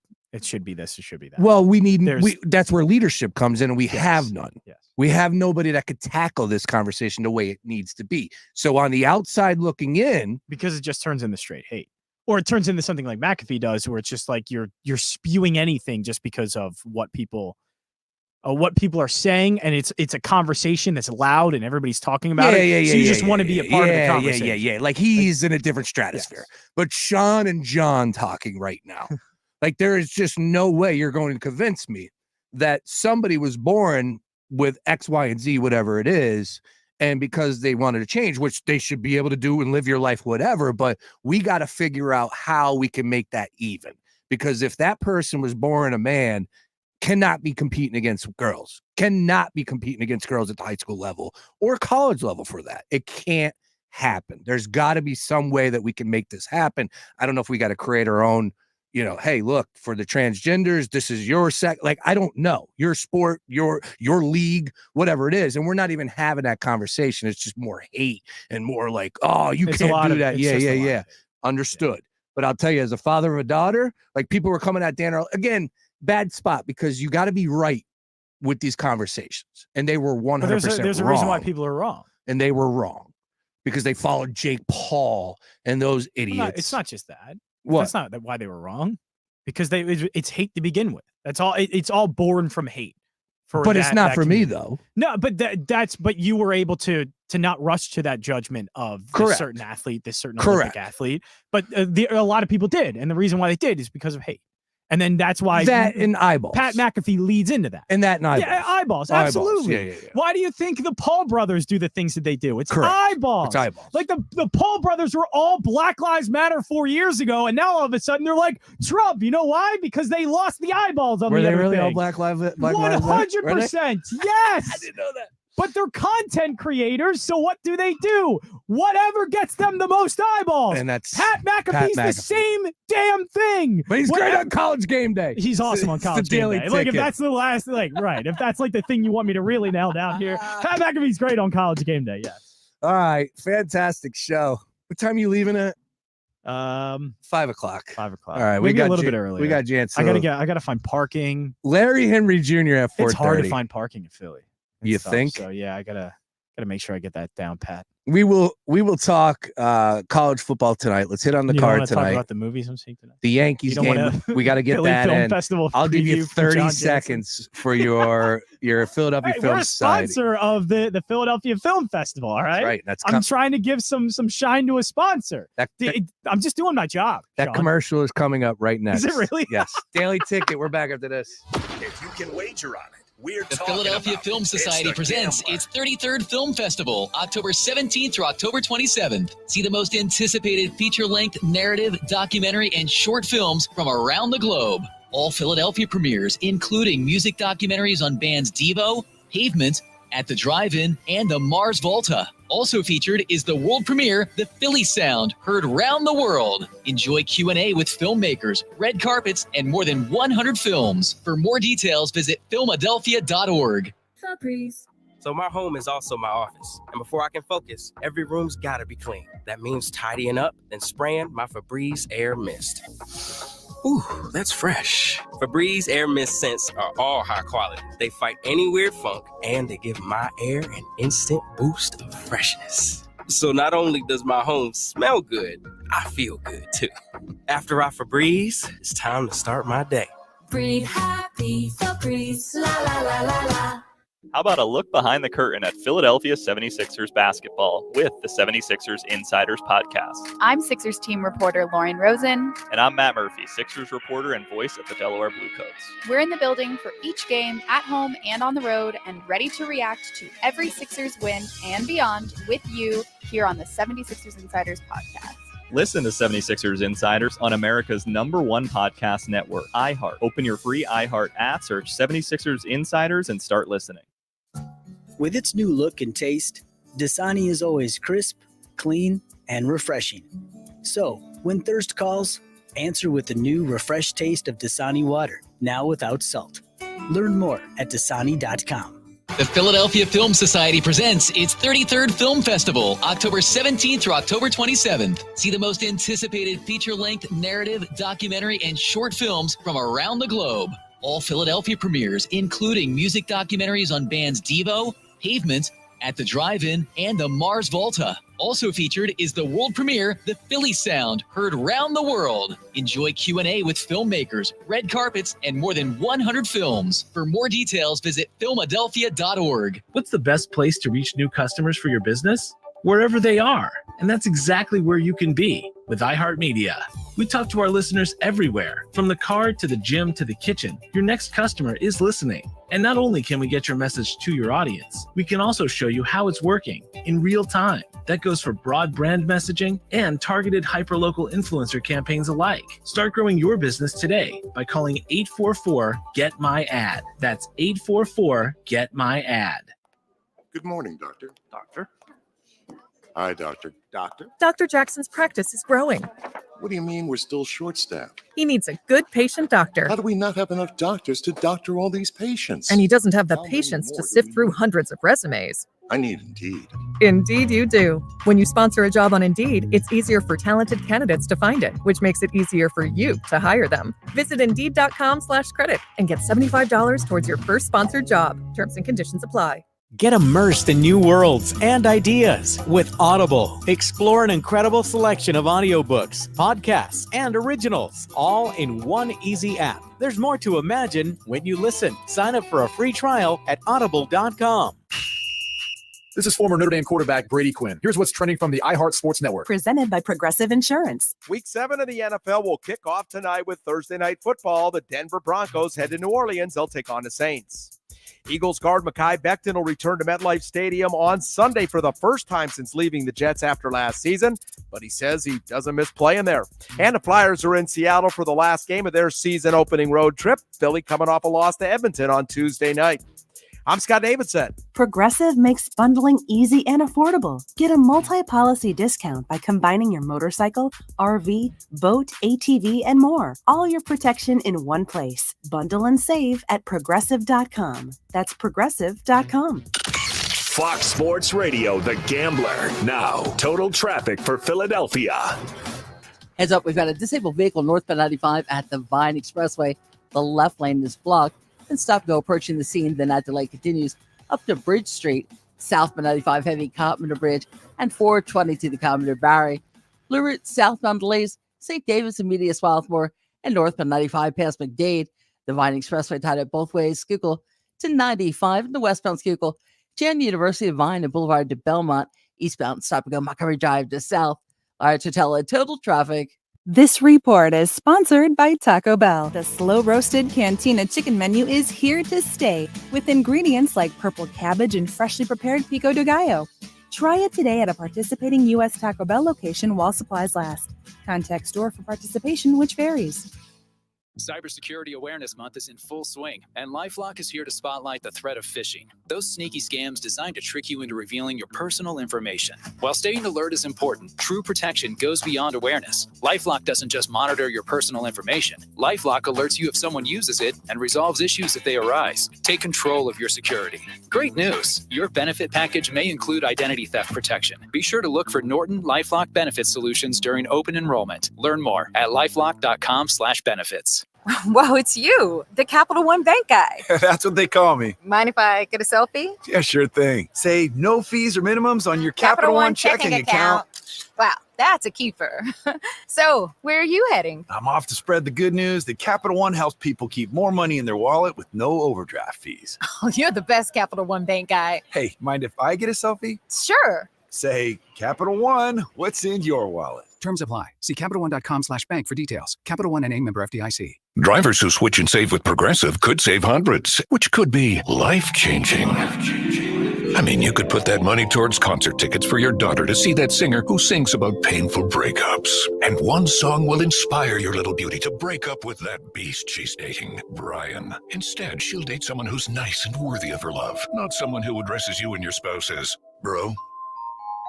And it's all because you could save money switching at Progressive.com. Progressive Casualty Insurance Company and affiliates, not available in all states. It's football season, and Uber Eats is dropping undefeated deals on all your game day favorites like Little Caesars. This week, buy one Ultimate Supreme and get an extra most bestest pepperoni pizza free from Little Caesars, only on Uber Eats. Craving even more? We've got you covered with game day deals on burgers, tacos, wings, and more all season long. Uber Eats, official on-demand food delivery partner of the NFL. Order now. Terms, taxes, and fees apply. See app for details. Your home for Villanova basketball is WDAS and WD273D, Fox Sports Radio Philadelphia.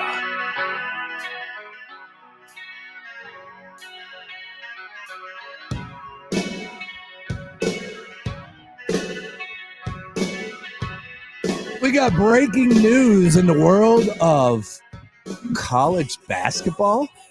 Well, it is right around the corner. I mean, like, it's here. Yeah, college basketball's here, a matter of fact. They're practicing. We got scrimmages for Villanova coming up. We just got an email. What do you finally think made? Okay, you haven't announced yet. No, yeah. The breaking news is head coach of the Virginia men's basketball team, Tony Bennett, not the singer. Tony Bennett, one-time national champion, is retiring. He is stepping aside from his position as the head coach of Virginia.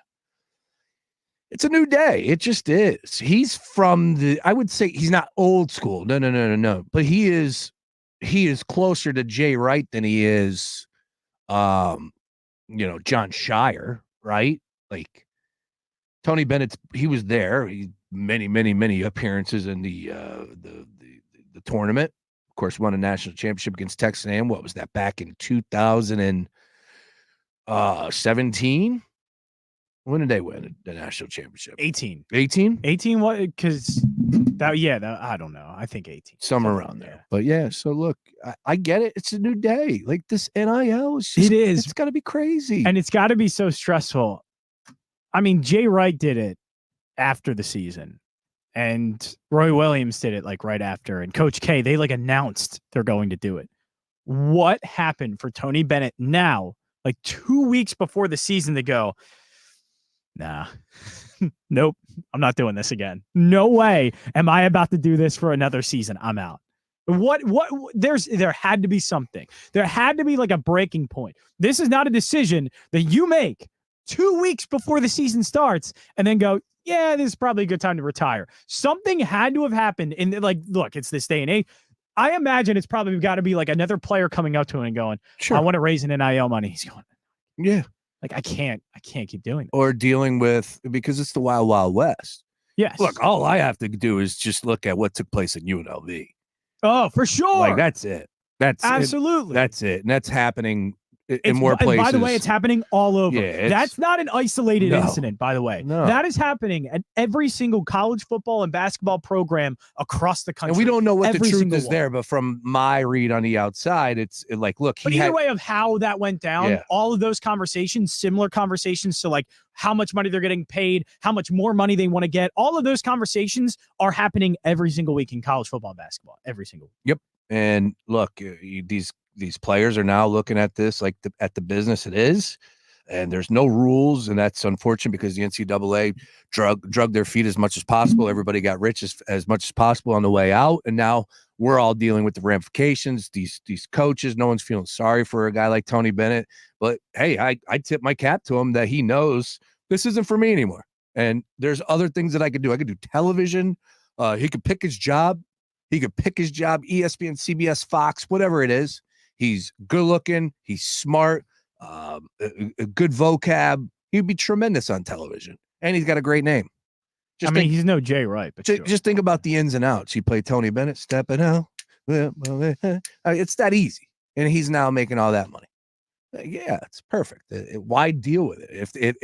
If coaching basketball, the love for the game has to be slapped down and diminished so much because of everything else that comes with the world of college basketball, I get it.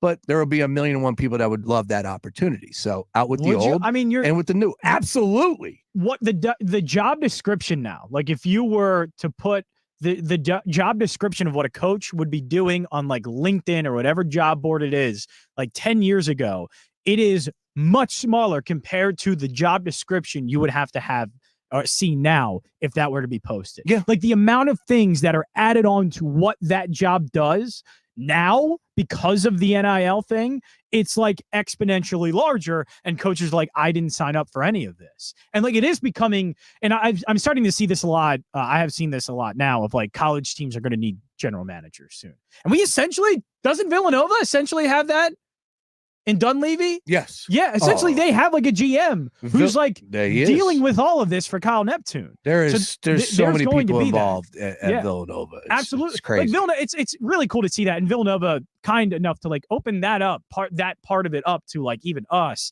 and like everybody of like being very honest of who's in charge of the NIL, like who's in charge of basketball operations, what Kyle Neptune does as a coach. That is all like there is just more than previously at Villanova. It's like the athletic director and Jay Wright. Yeah. They're doing everything. There is so much more to basketball decisions now and more to that operation, just even at a basketball school and one part of the program like Villanova does. There is so much more to it now than in previous years. And like Villanova, I think is a really good example of that. Yeah, and they continue to add too with the addition of Dana O'Neal and what she's doing. Right. Like they continue to add, and that's what you have to do to stay in front of it. But I would assume Virginia has a pretty good handle on things down there as well.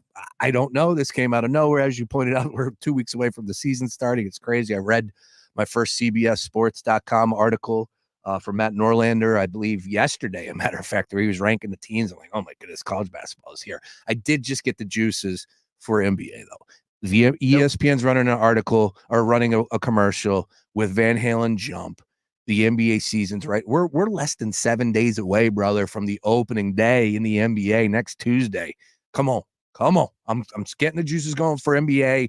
College basketball will slowly be right behind it.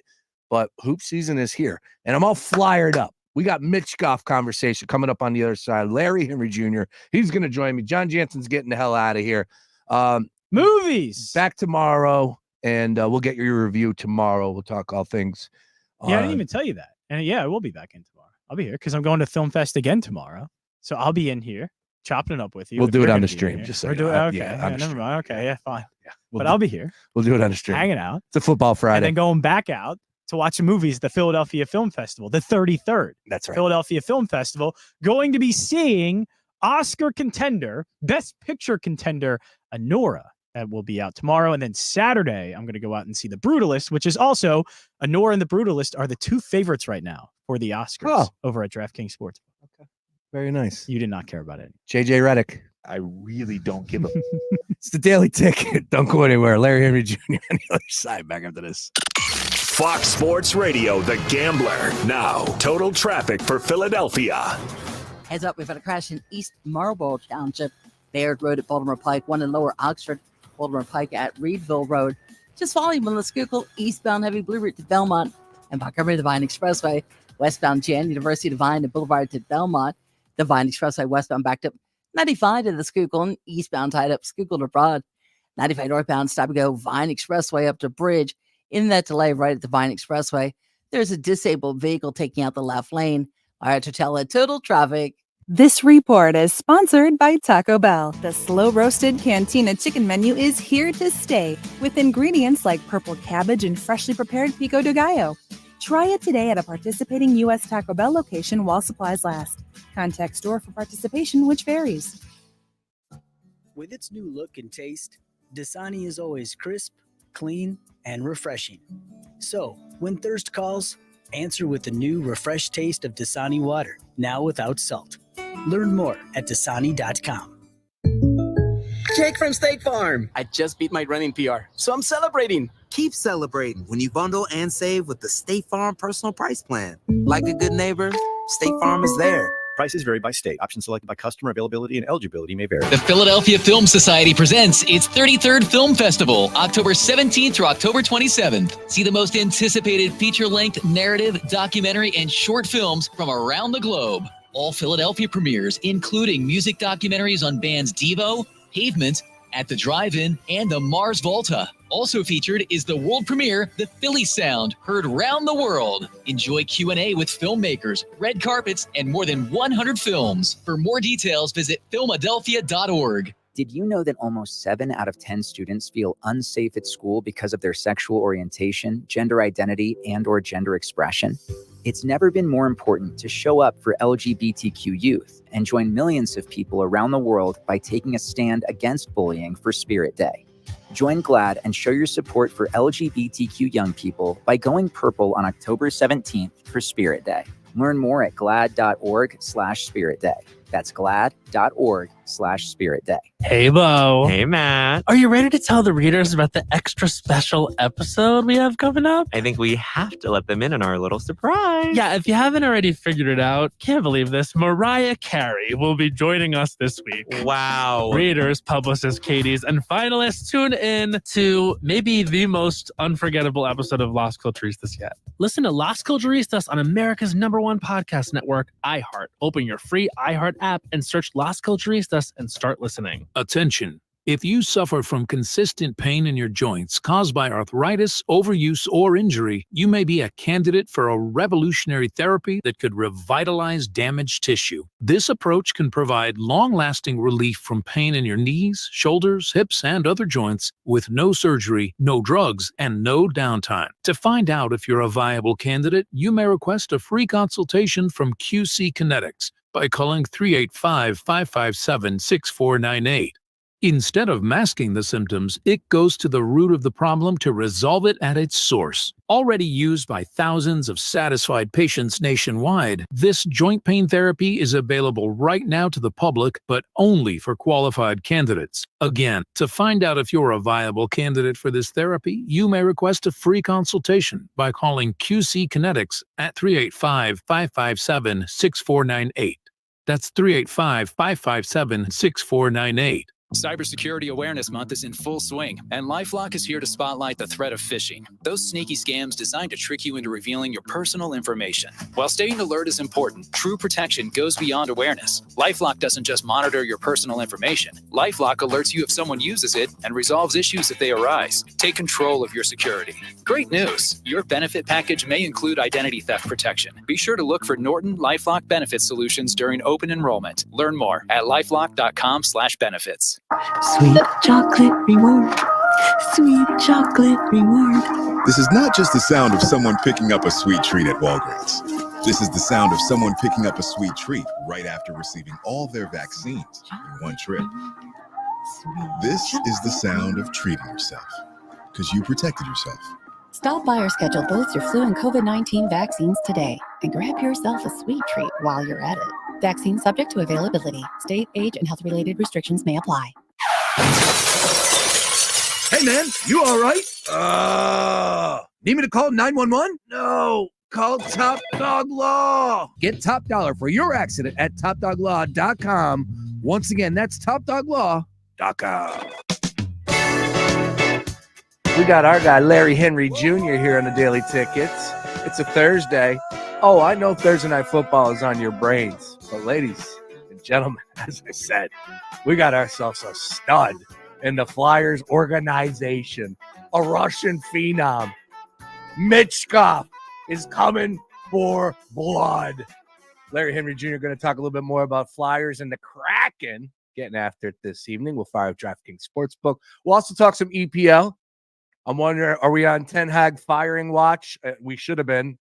And also U.S. men's national team with Pochettino, now that we've had a few games to see what he's bringing to the table and what's next. Larry Henry Jr., read him, love him, find him on socials at LHenry019. Larry, how we doing?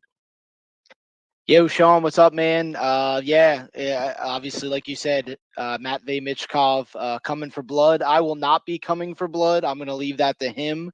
He is, yeah, he's the real deal. He's 3 games in. He's already got 2 goals. Unfortunately, they couldn't get the win against Edmonton on Tuesday night.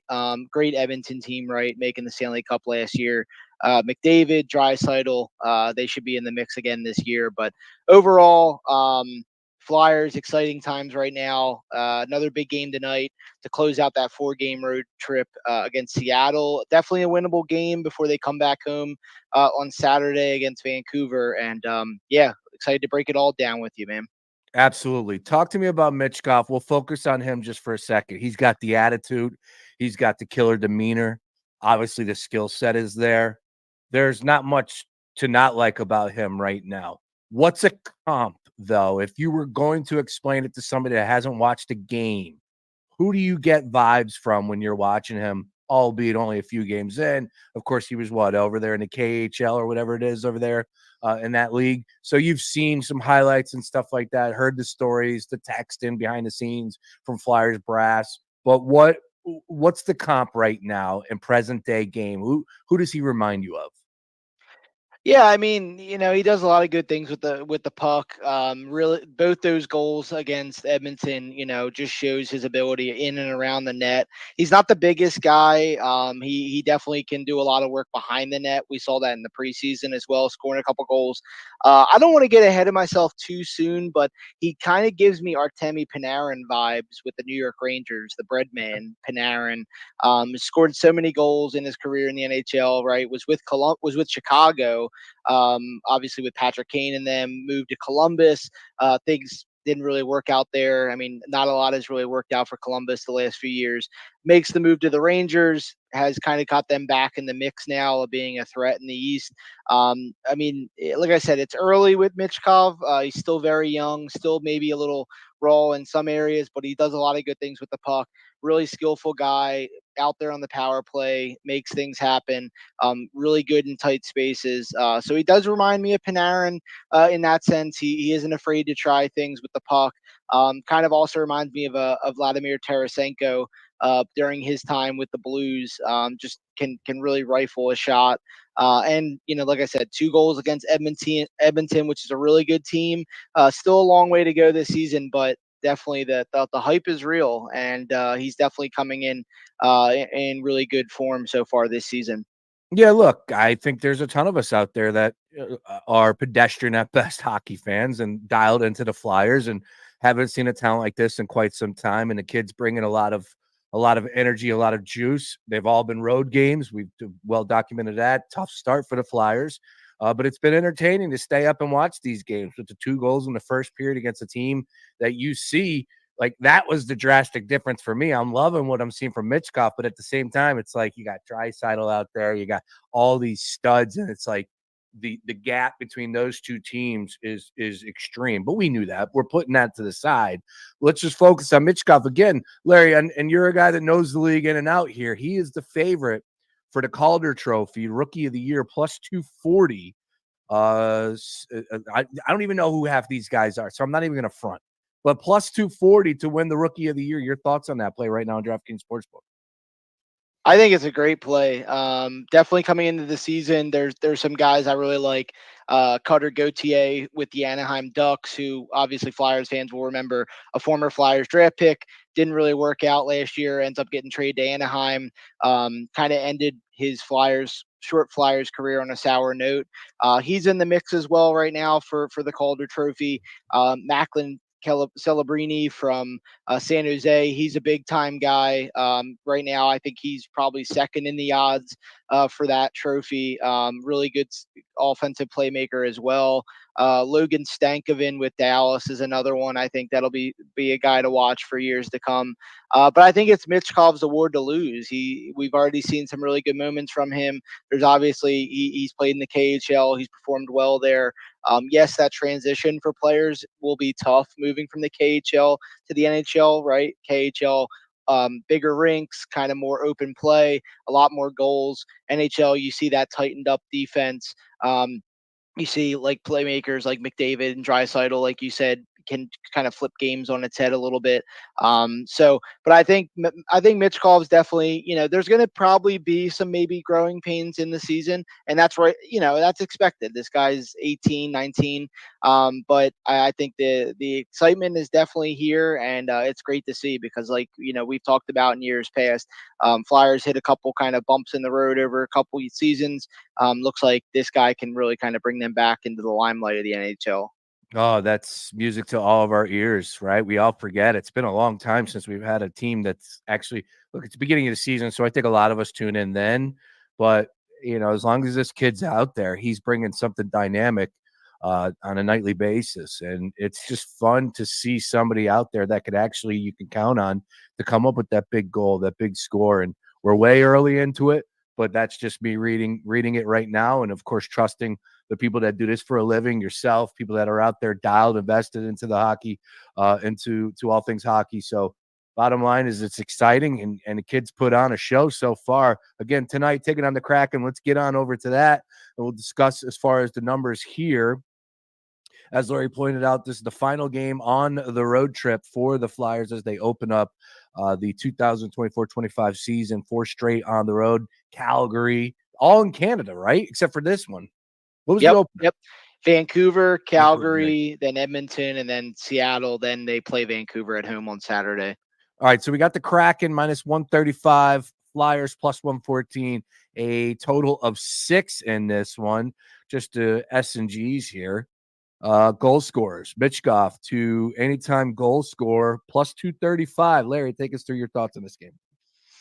It's gonna be a tight game. Both of these teams, coming through the early stages of the season. Flyers 1-1-1 right now, record wise. Seattle's 2-2. Seattle most recently, beating Nashville. They've also beat Minnesota in a shootout. They've lost to St. Louis and Dallas. But it's kind of a bounce back year for Seattle, right? Last year, the first season, they come in as an expansion team with Dave Haxtell, the former Flyers head coach.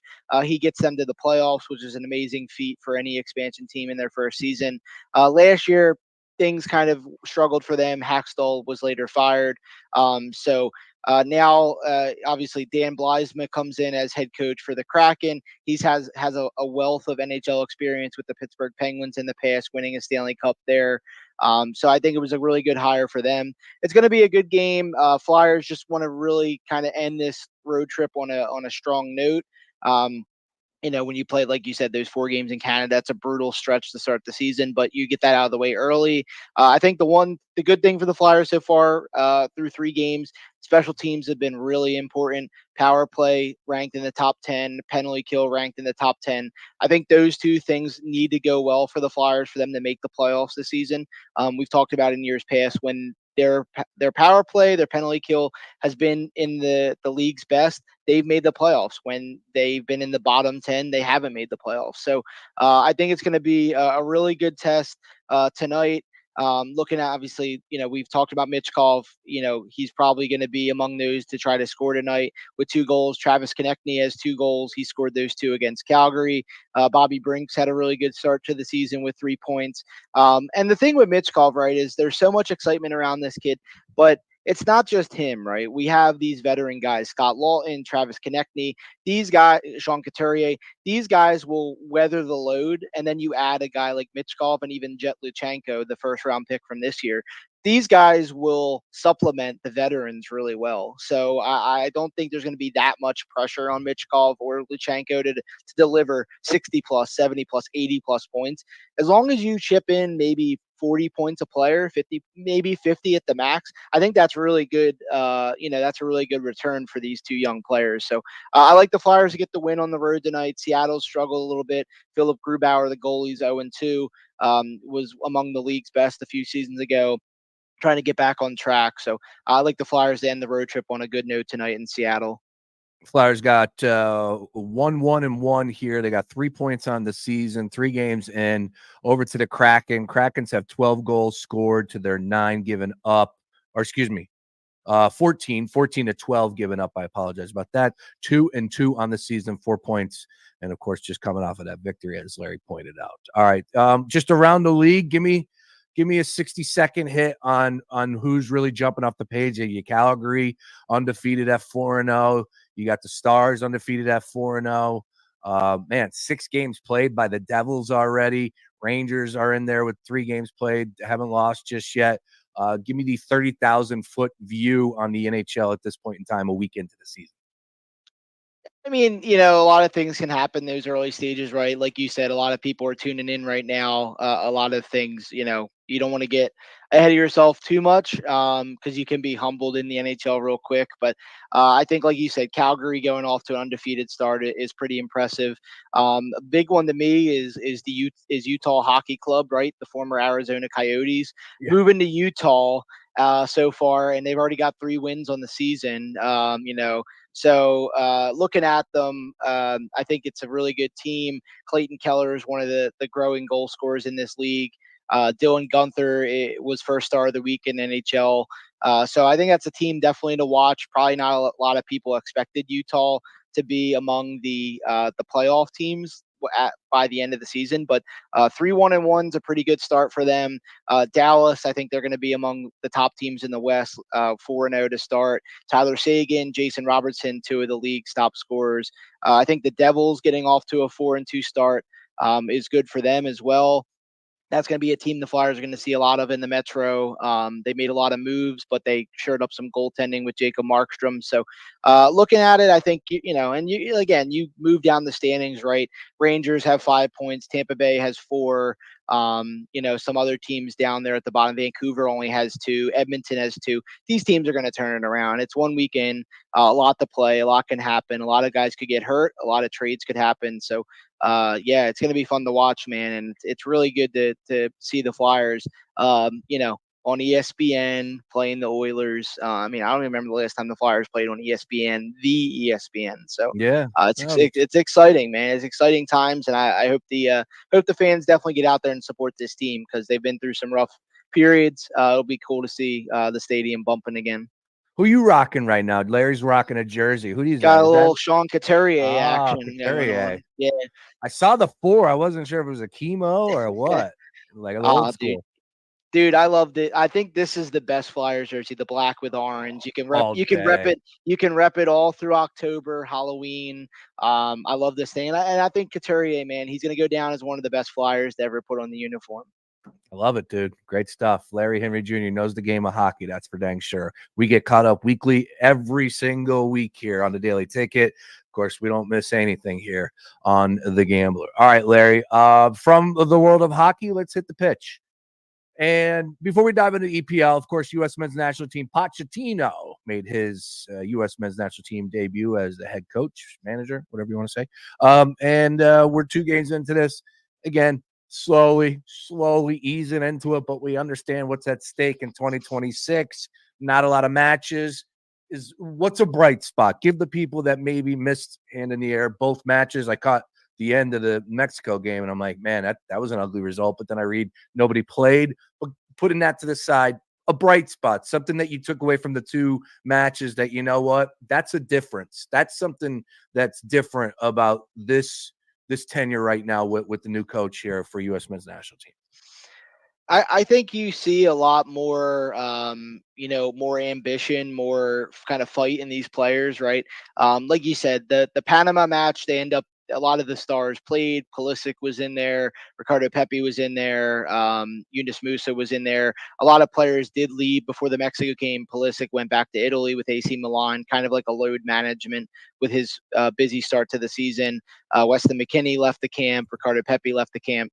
And a lot of it was injuries, kind of slight knocks. But what you see, right, is I think with Pochettino coming in, that should kind of put a fire under the butt of everybody who is wanting to be part of this picture, right? They want to play for this guy. This guy's been, around Europe, in England and in France, in Spain, really a well-known manager, and to be able to work with somebody like that, I think is a once-in-a-lifetime opportunity. So it's really just going to force players to step up. It's going to force players that, maybe might be a little comfortable in their roles right now to kind of look over their shoulder a little bit and see that there's guys going to be pestering them for spots for 2026. I saw a lot of definite probably the Panama match more, a lot more energy, a lot more defensive pressing, a lot more good things in possession, kind of in this more so in the second half than the first. The Mexico match, it seemed a little bit, that Mexico wanted it more in front of their home fans. It was Andres Guardado's farewell match for Mexico. So you could tell they wanted to kind of send him off on a high note. But overall, I think it was a positive first step under Pochettino. Now it'll be even more important in November with the Nations League quarterfinals coming up. Those will be the first real competitive matches of the Pochettino era. And USMNT have won the competition multiple times. They're going to want to win it again. In preparation for 2026. So, and hopefully a lot of these guys that are injured who weren't in the mix can get back in 100% and be part of that November roster. All right. Well, yeah, that's what we have our eyes in right now. Again, limited matches, but with the new addition, it feels all brand new. It is all brand new. So all those names can't be comfortable. And you heard Paul, I saw a podcast the other day with Pulisic on it, talking about Italy, loving life over there. So it seems like he's in a great space, and you need him. He's got to be that leader. He is the real deal. So I'm excited about what the future holds, and I'm not going to get bogged down about a result against Mexico. I know people like Alexi Lawless will. That's their job. All right, let's get on over to English Premier League. Let's talk about Manchester United and Brentford. They lose this game, he's got to go, right? Like it's basically enough is enough. I just don't know to who. I'm disappointed. I didn't want to fire Erik ten Hag. I think he is a good leader. It's just not happening, and it's inexcusable.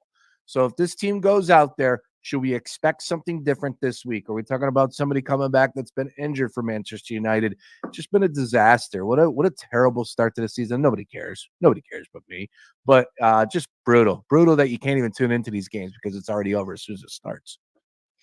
Yeah, it's a rough period right now. I think this is definitely could be maybe the last match for Erik ten Hag if things don't go well at home against Brentford. I mean, Brentford at the last few seasons in the Premier League have made it tough for some of the big boys. I remember they came to Manchester City and beat us on our home field. They beat a lot of other teams as well. They beat Manchester United. I remember with Ronaldo on the field. I think it was 4-0 at Brentford.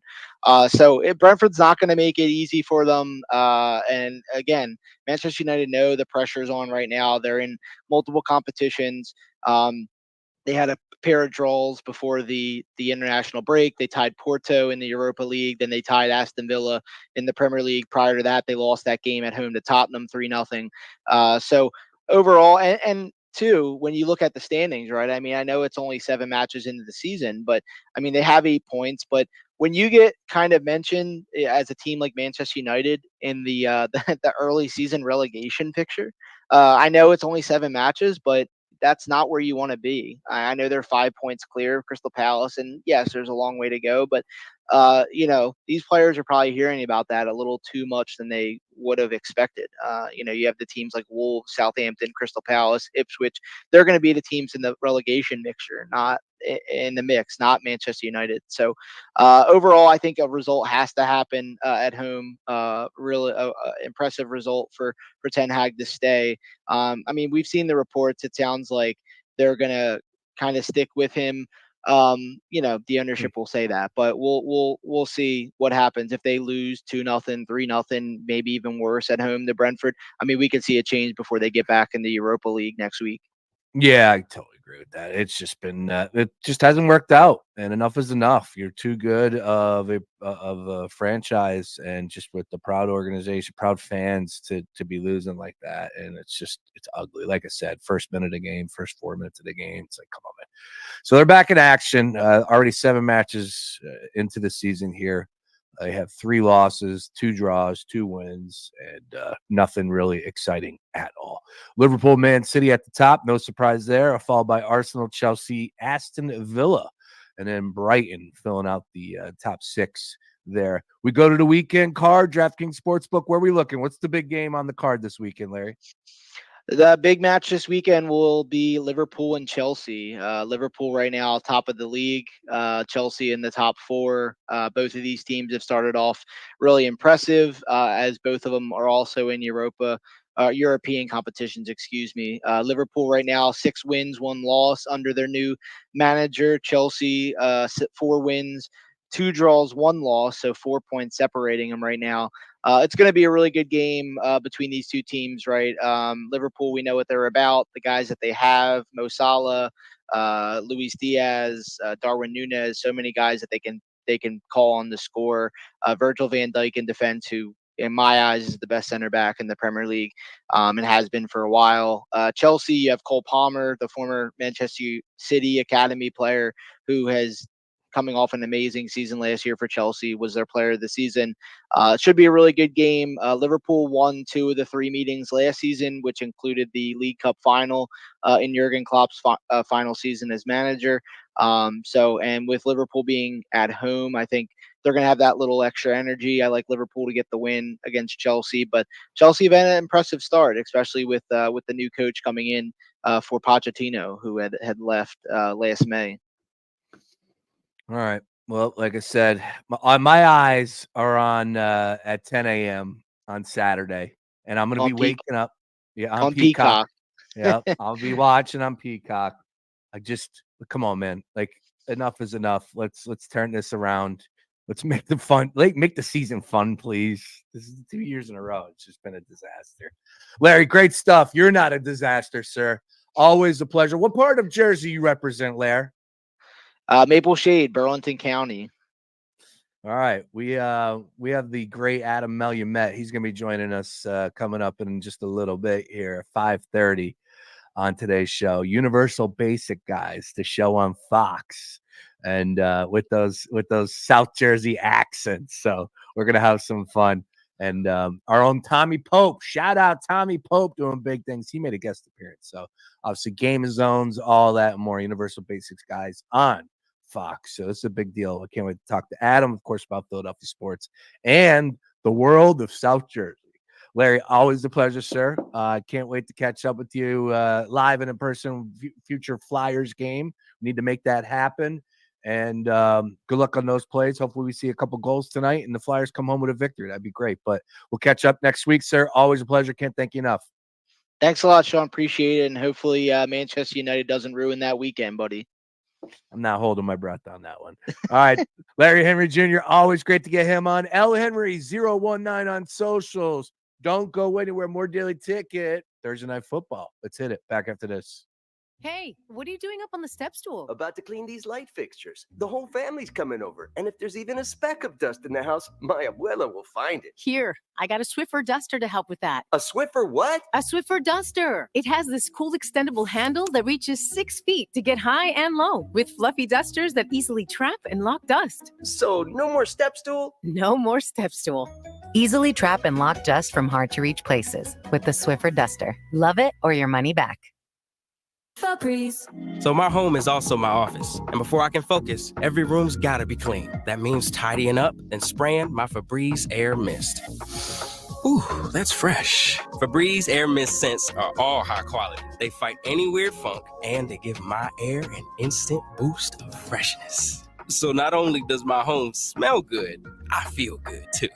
After I Febreze, it's time to start my day. Breathe happy, Febreze, la la la la la. With its new look and taste, Dasani is always crisp, clean, and refreshing. So, when thirst calls, answer with the new refreshed taste of Dasani water, now without salt. Learn more at Dasani.com. This is your Thursday Sports Minute, brought to you by BetMGM, the sportsbook born in Vegas. Thursday night football in the Big Easy. The New Orleans Saints, a 3-point home underdog against the Denver Broncos. In comes Sean Payton to face his former team. Big injury problems for the Saints in this game. Pretty much their entire starting offense, including the offensive line. Broncos, meanwhile, will be without their all-pro corner, Patrick Surtain. I think 3 points, a little too much for a rookie quarterback to be laying on the road. I know Sean Payton wants revenge, but I'll take the Saints +3 in a little home cooking on the Bayou. New BetMGM customers can download the app today using code MINUTE to receive up to $1,500 back in bonus bets if they don't win their first bet. BetMGM and GameSense remind you to play responsibly. See BetMGM.com for terms. 21 plus to wager. New customer offer subject to eligibility requirements. Rewards are non-withdrawable bonus bets that expire in 7 days. Gambling problem? Call 1-800-GAMBLER. The Philadelphia Film Society presents its 33rd Film Festival, October 17th through October 27th. See the most anticipated feature-length narrative, documentary, and short films from around the globe. All Philadelphia premieres, including music documentaries on bands Devo, Pavement, At the Drive-In, and the Mars Volta. Also featured is the world premiere, The Philly Sound, heard round the world. Enjoy Q&A with filmmakers, red carpets, and more than 100 films. For more details, visit filmadelphia.org. Paul's new drone startup just lost its most genius computer scientist. We just lost our best genius to some new genius who's got a genius new idea. I'm going to have to find a new genius, or two half geniuses, and fast. He needs a computer scientist that can keep his startup from falling down. I need Indeed. Indeed you do. When you sponsor a job on Indeed, it's easier for talented candidates to find it, which makes it easier for you to hire them. Visit Indeed.com/credit and get $75 towards your first sponsored job. Terms and conditions apply. Get immersed in new worlds and ideas with Audible. Explore an incredible selection of audiobooks, podcasts, and originals, all in one easy app. There's more to imagine when you listen. Sign up for a free trial at audible.com. Partly cloudy and another cool night. Overnight low 44 degrees. For your Friday, plenty of sunshine. We warm up to 71 degrees. Saturday, 74. Sunday, up to 77 degrees. Monday and Tuesday, temperatures climb into the low 80s. A taste of summer is on the way. I'm meteorologist Cecily Tynan with your 6 ABC AccuWeather forecast. This report is sponsored by Allstate. Some people just know you could save money on car insurance by checking Allstate first. Those people are probably saving a carload of cash right now. So what are you waiting for? Check Allstate first for a quote today. You're in good hands with Allstate. Fox Sports Radio, The Gambler. Now, total traffic for Philadelphia. Heads up, we've got a crash on the PA Turnpike westbound. Traffic barely moving Willow Grove to Fort Washington. Looks like only the shoulder is squeezing by. Eastbound backed up approaching Norristown to Willow Grove. On the Schuylkill eastbound, just volume delays. A heavy blue route to Belmont. And Montgomery Drive to south. Westbound Schuylkill Jan, University to Vine. And Boulevard to Belmont. A Vine Expressway had it both ways. Schuylkill to 95. 95 northbound Sapago Penn's Landing up to Bridge. Southbound Jan Copman to Bridge. All right, to tell a total traffic.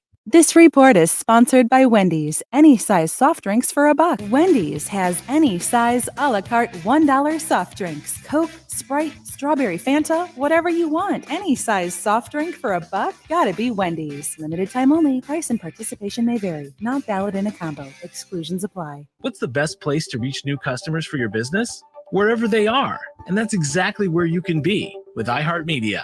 We talk to our listeners everywhere, from the car to the gym to the kitchen. Your next customer is listening. And not only can we get your message to your audience, we can also show you how it's working in real time. That goes for broad brand messaging and targeted hyperlocal influencer campaigns alike. Start growing your business today. Dial pound 250 and say great results. That's pound 250, say great results. Cybersecurity Awareness Month is in full swing, and LifeLock is here to spotlight the threat of phishing. Those sneaky scams designed to trick you into revealing your personal information. While staying alert is important, true protection goes beyond awareness. LifeLock doesn't just monitor your personal information. LifeLock alerts you if someone uses it and resolves issues if they arise. Take control of your security. Great news! Your benefit package may include identity theft protection. Be sure to look for Norton LifeLock Benefit Solutions during open enrollment. Learn more at lifelock.com/benefits. Hey, what's going on? This is Barry from the band Shinedown. We're heating things up with the release of our third hot sauce, Attention, Mango Habanero. The really hot part is that for every bottle of sauce you buy, a portion of the proceeds will be donated to Musicians on Call. Musicians on Call brings live music directly to patients, families, and caregivers in hospitals across the country. Get your hands on our new hot sauce by visiting shinedown.com/tasteofmadness and help us deliver the healing power of music with Musicians on Call. We really appreciate it. Sweet chocolate reward. Sweet chocolate reward. This is not just the sound of someone picking up a sweet treat at Walgreens. This is the sound of someone picking up a sweet treat right after receiving all their vaccines in one trip. This is the sound of treating yourself, because you protected yourself. Stop by or schedule both your flu and COVID-19 vaccines today and grab yourself a sweet treat while you're at it. Vaccine subject to availability. State, age, and health-related restrictions may apply. Drivers who switch and save with Progressive could save hundreds, which could be life-changing.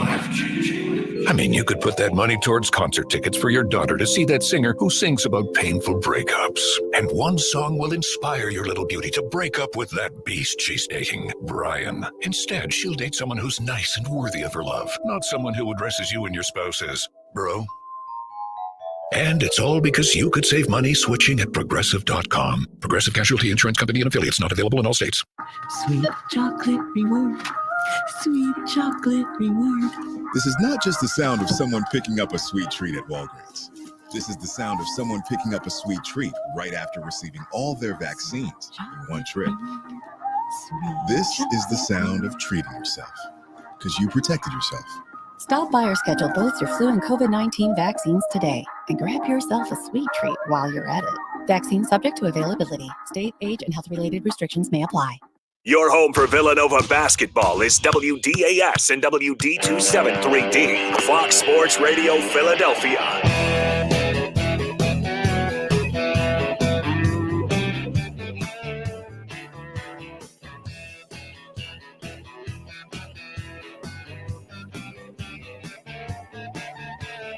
We made love until we cried and cried ourselves to laughter. Laughed until we realized our hearts were struck with fear. How in just a moment's time could one see forever after? I gently lie beside you and dream away my tears. Won't you let me treat you kind? We're gonna burn shine. Won't you let me treat you kind? We're gonna burn shine.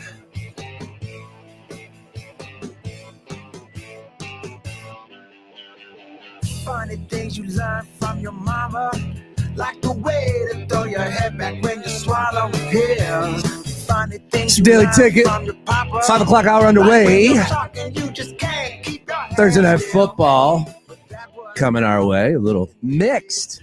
I love hearing Jared Smith on our commercial breaks, representing the squad over at BetMGM. Jared doing big things out there like Ace Rothstein out in Vegas. And he actually said laying 2.5 with a rookie quarterback on the road in the Dome is a little too many. I'm torn. I am torn on tonight's game. In my mind, I think Spencer Rattler's going to get cooked by that Denver Bronco defense. But that doesn't mean I have confidence in Bo Nix and the Denver Broncos offense. They're honoring Drew Brees. I saw, what are they honoring for him? Whatever, just because he's one of the great Saints of all time. I don't know.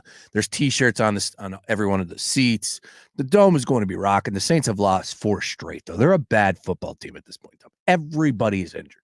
So if it's not them tonight, like, you know, like if the Broncos aren't going to go down there and win tonight, then I'm scratching my head at this one. I don't think the Broncos are that bad. Again, offensively, they haven't been much this season, no doubt. They're 3-3 record, understood.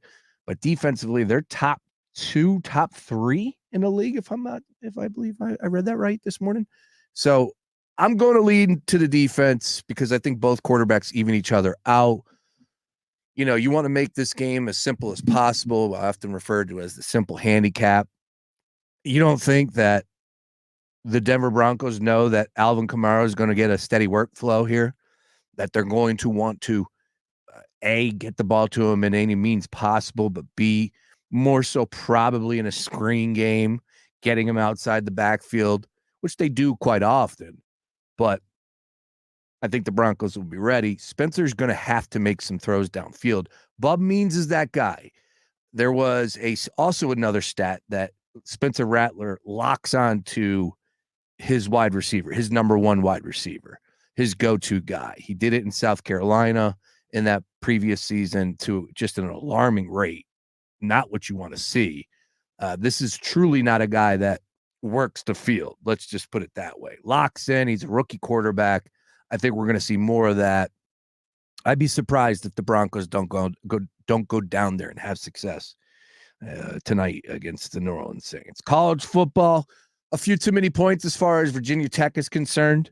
DraftKings Sportsbook given 8 right now. Like Boston College, this could turn into an ugly game. Don't get me wrong, but come on, 8 points.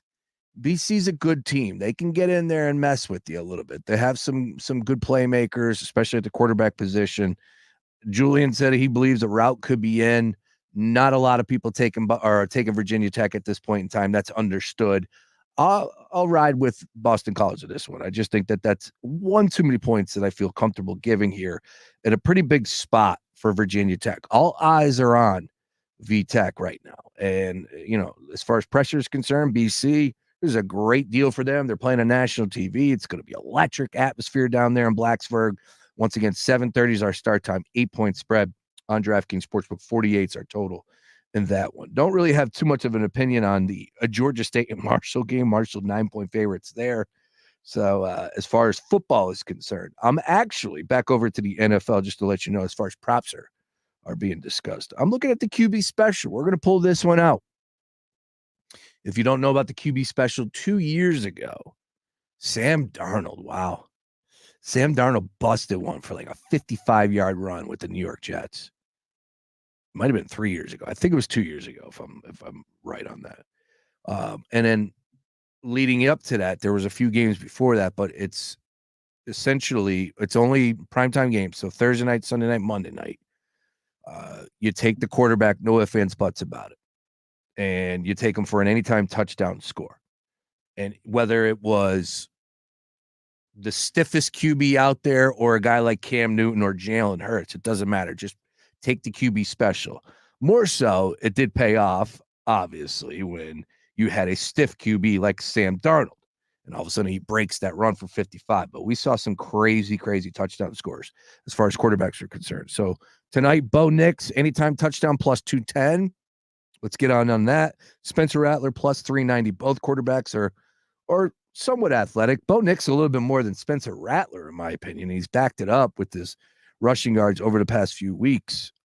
Rattler obviously only getting his first opportunity NFL play last week against the Tampa Bay Bucks. Had a good first half, but then Todd Bowles understood, like, all right, Rook, we're going to blitz the hell out of you. And he turned the ball over 2 times and was all over the place and just not exactly the best outing for Spencer Rattler in that second half. However, you combine the 2 halves and essentially you got what you thought you would get going into that. 5th-round draft pick, getting his first opportunity, first crack in the NFL, tough spot, division rival, and there it was.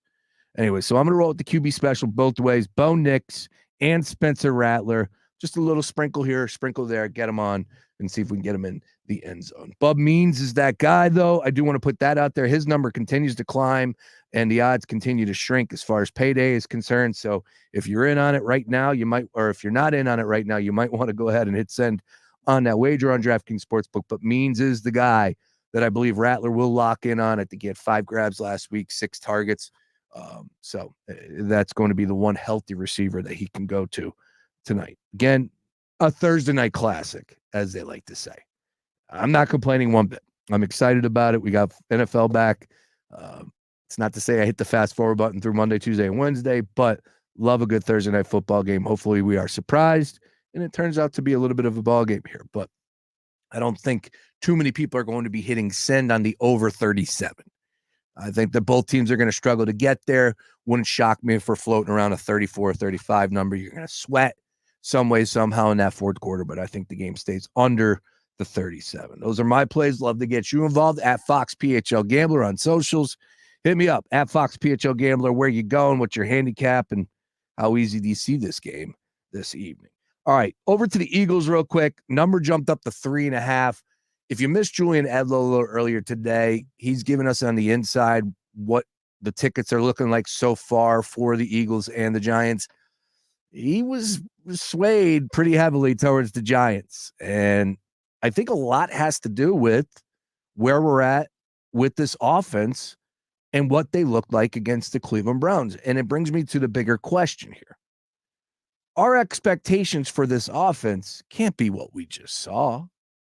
Can't be anything that we saw so far this season, right? Maybe in that Green Bay game, but even then it wasn't exactly the prettiest. Hell, I'll take that because they were able to throw up 34 points.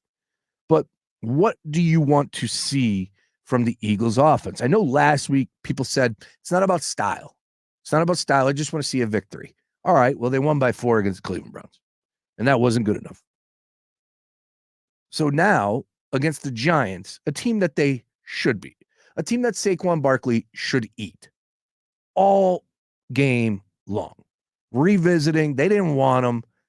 You don't mess with somebody like that. Now, offensive line, will that be an issue for the Eagles? Jordan Mailata going to be missing some time here, extended period. No excuses, right? The Eagles have a better offensive line. Defensive line, though, for the Giants is pretty much a strength, though. So that is going to be a little bit of a question mark. But when it comes to secondary, of course, I'm going to take AJ, Devontae, all across the board. Jalen, put it on your back. Make the plays you need to make, and this should be a double-digit victory for the Eagles. Turn the football over, sluggish start. Team hasn't scored in 5 straight drives, of course, to open up each game. We know that. It's well documented. God forbid if the team drives down there and gets on the field first or gets on the board first. Is that possible? Are we allowed to do that? I know that's a big conversational point right now on ESPN, and we know why, because in Philadelphia, when you struggle, it's an easy show. You get everybody going. You get the masses involved, all Eagles fans, all Philadelphia sports fans, and they're going to let you know. Of course, the rivals, oh, they stink. When it's a slow start, Dan Orlovsky was saying you got to look at the coaching staff more than the quarterback and the offense in general. I don't know. I don't necessarily agree with that across the board. Also, when you're talking about the Eagles through 5 games, don't forget to mention the fact that AJ and Devontae were out. Of course, Lane was out.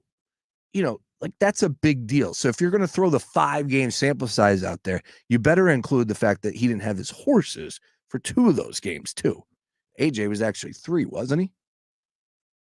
Just being fair about our evaluation. Where I stand right now, I like the Eagles, of course, going up there to MetLife. Last time they played last year, Giants got the best of them.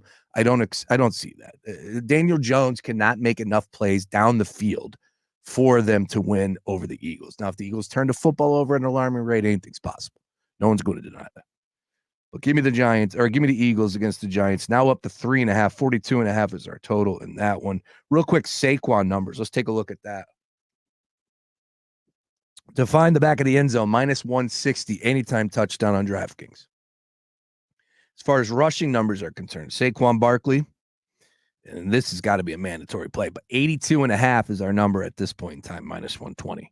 Jalen 36.5. I'd actually look at Jalen before Saquon at that number, but the odds makers are letting you know that they're expecting a big time performance from Saquon Barkley, and it doesn't it fit the mold or the vibe of Nick Sirianni to say, you know what, like beggars can't be choosers. Don't get me wrong on that. But for Sirianni and company to say, okay, you know what, we're going to let Saquon eat.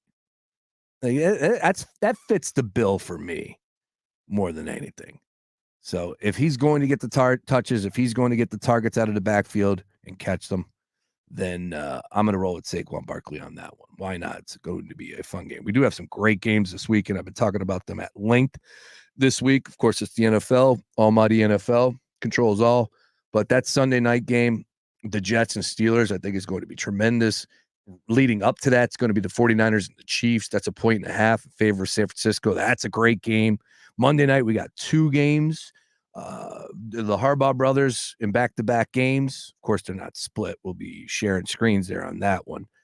And then the 1 o'clocks. Don't forget about the 1 o'clock to Minnesota and the Detroit Lions. That's going to be a lot of fun with that division battle.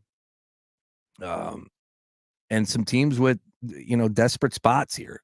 Can't afford to lose games, like the Cincinnati Bengals, who are 5.5-point road favorites against the Cleveland Browns. You look at what Joe Burrow and the Bengals have been able to do. Of course, their record doesn't reflect that, and they've been a little snake bitten. They lost that tough game against the Baltimore Ravens. If they pull that game out, we're probably talking about them in a different manner. Went down the numbers yesterday as far as who's making the playoffs or not.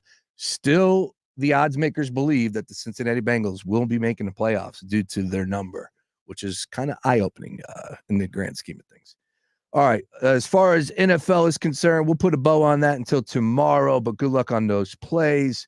Major League Baseball, final hit here as far as that is going off. We got the Yankees and the Guardians. They are live at this point in time. We are in the bottom of the first, no runs.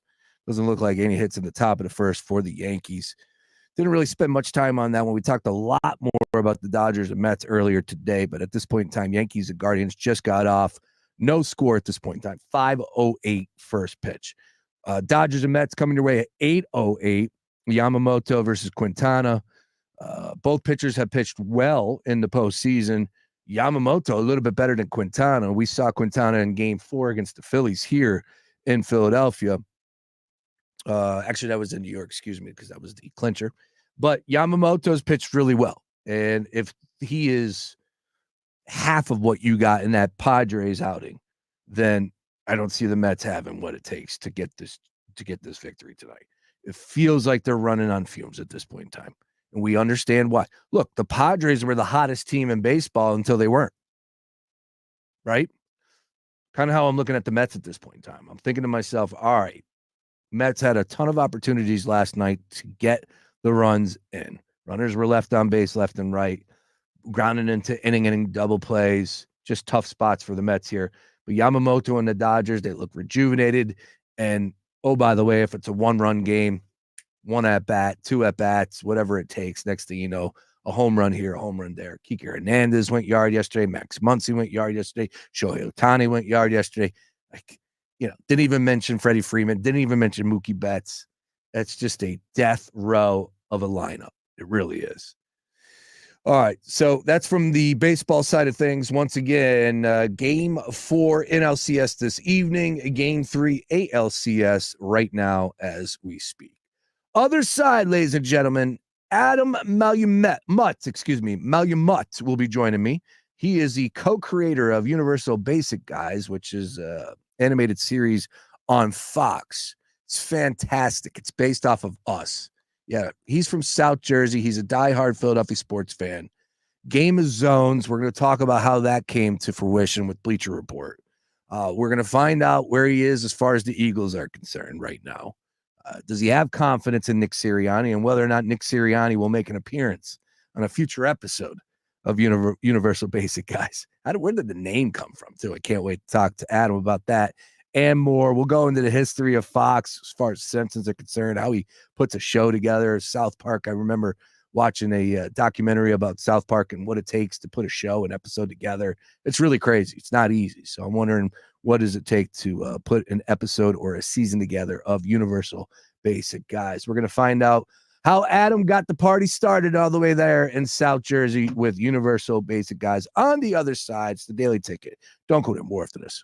If you missed our 2024 iHeartRadio Music Festival, presented by Capital One. Las Vegas, make some noise! Watch the best moments exclusively on Hulu right now. All right, you guys are up for a party, I can tell. See the biggest festival headliners from around the world assembled on one stage on one show. This iHeart energy is so incredible. See it all at our 2024 iHeartRadio Music Festival, presented by Capital One. Streaming only on Hulu right now. Fox Sports Radio, The Gambler. Now, total traffic for Philadelphia. We've got a jam up on the PA Turnpike westbound. Stop and go approaching Willow Grove to Fort Washington with a crash now on the shoulder. Had an earlier car fire on the Boulevard northbound at Wissahickon. Everything out and on the shoulder, but delays from the Schuylkill to Wissahickon. And it's causing a big delay on the westbound Schuylkill. Stop and go University out to the Boulevard. Eastbound Schuylkill, heavy Blue Route to Belmont and Montgomery Drive to South. 95 northbound, stop and go Vine Expressway up to Bridge. Southbound Jan Cotman to Bridge. All right, to tell the total traffic. This report is sponsored by Dell Technologies. This season, get premium tech that inspires joy. The XPS 16 from Dell Technologies with Intel Core Ultra processors help unlock AI possibilities. Shop now at Dell.com/deals. With its new look and taste, Dasani is always crisp, clean, and refreshing. So, when thirst calls, Answer with the new refreshed taste of Dasani water, now without salt. Learn more at Dasani.com. The Philadelphia Film Society presents its 33rd Film Festival, October 17th through October 27th. See the most anticipated feature-length narrative, documentary, and short films from around the globe. All Philadelphia premieres, including music documentaries on bands Devo, Pavement, At the Drive-In, and the Mars Volta. Also featured is the world premiere, The Philly Sound, heard round the world. Enjoy Q&A with filmmakers, red carpets, and more than 100 films. For more details, visit Philadelphia.org. Buying a new car might make you say, I can't believe it. seriously, it's ours? Is this real life? But what you really need to say is, like a good neighbor, State Farm is there to help you choose the coverage you need. State Farm, Bloomington, Illinois. Did you know that almost 7 out of 10 students feel unsafe at school because of their sexual orientation, gender identity, and/or gender expression? It's never been more important to show up for LGBTQ youth and join millions of people around the world by taking a stand against bullying for Spirit Day. Join GLAAD and show your support for LGBTQ young people by going purple on October 17th for Spirit Day. Learn more at glad.org/Spirit Day. That's glad.org/Spirit Day. Hey, Bo. Hey, Matt. Are you ready to tell the readers about the extra special episode we have coming up? I think we have to let them in on our little surprise. Yeah, if you haven't already figured it out, can't believe this, Mariah Carey will be joining us this week. Wow. Readers, publicists, Katie's, and finalists tune in to maybe the most unforgettable episode of Las Culturistas yet. Listen to Las Culturistas on America's #1 podcast network, iHeart. Open your free iHeart app and search Las Culturistas and start listening. Hey, what are you doing up on the step stool? About to clean these light fixtures. The whole family's coming over. And if there's even a speck of dust in the house, my abuela will find it. Here, I got a Swiffer duster to help with that. A Swiffer what? A Swiffer duster. It has this cool extendable handle that reaches 6 feet to get high and low, with fluffy dusters that easily trap and lock dust. So no more step stool? No more step stool. Easily trap and lock dust from hard-to-reach places with the Swiffer duster. Love it or your money back. Cybersecurity Awareness Month is in full swing, and LifeLock is here to spotlight the threat of phishing. Those sneaky scams designed to trick you into revealing your personal information. While staying alert is important, true protection goes beyond awareness. LifeLock doesn't just monitor your personal information. LifeLock alerts you if someone uses it and resolves issues if they arise. Take control of your security. Great news! Your benefit package may include identity theft protection. Be sure to look for Norton LifeLock Benefit Solutions during open enrollment. Learn more at lifelock.com/benefit. Did you know you can get your prescriptions for less at your local pharmacy? You can with GoodRx. It's the free app that can save you money on your medications. Just search for your prescription, the pharmacy, and the price that works best for you. And GoodRx coupon to your GoodRx works at over 70,000 pharmacies, including Walmart, Rite Aid, and Walgreens. And it works whether you have insurance or not. It's easy to save. Next time you drop off your prescription, check GoodRx. To start saving today, go to GoodRx.com. GoodRx is not insurance. Hey, man, you all right? Need me to call 911? No, call Top Dog Law. Get top dollar for your accident at topdoglaw.com. Once again, that's topdoglaw.com.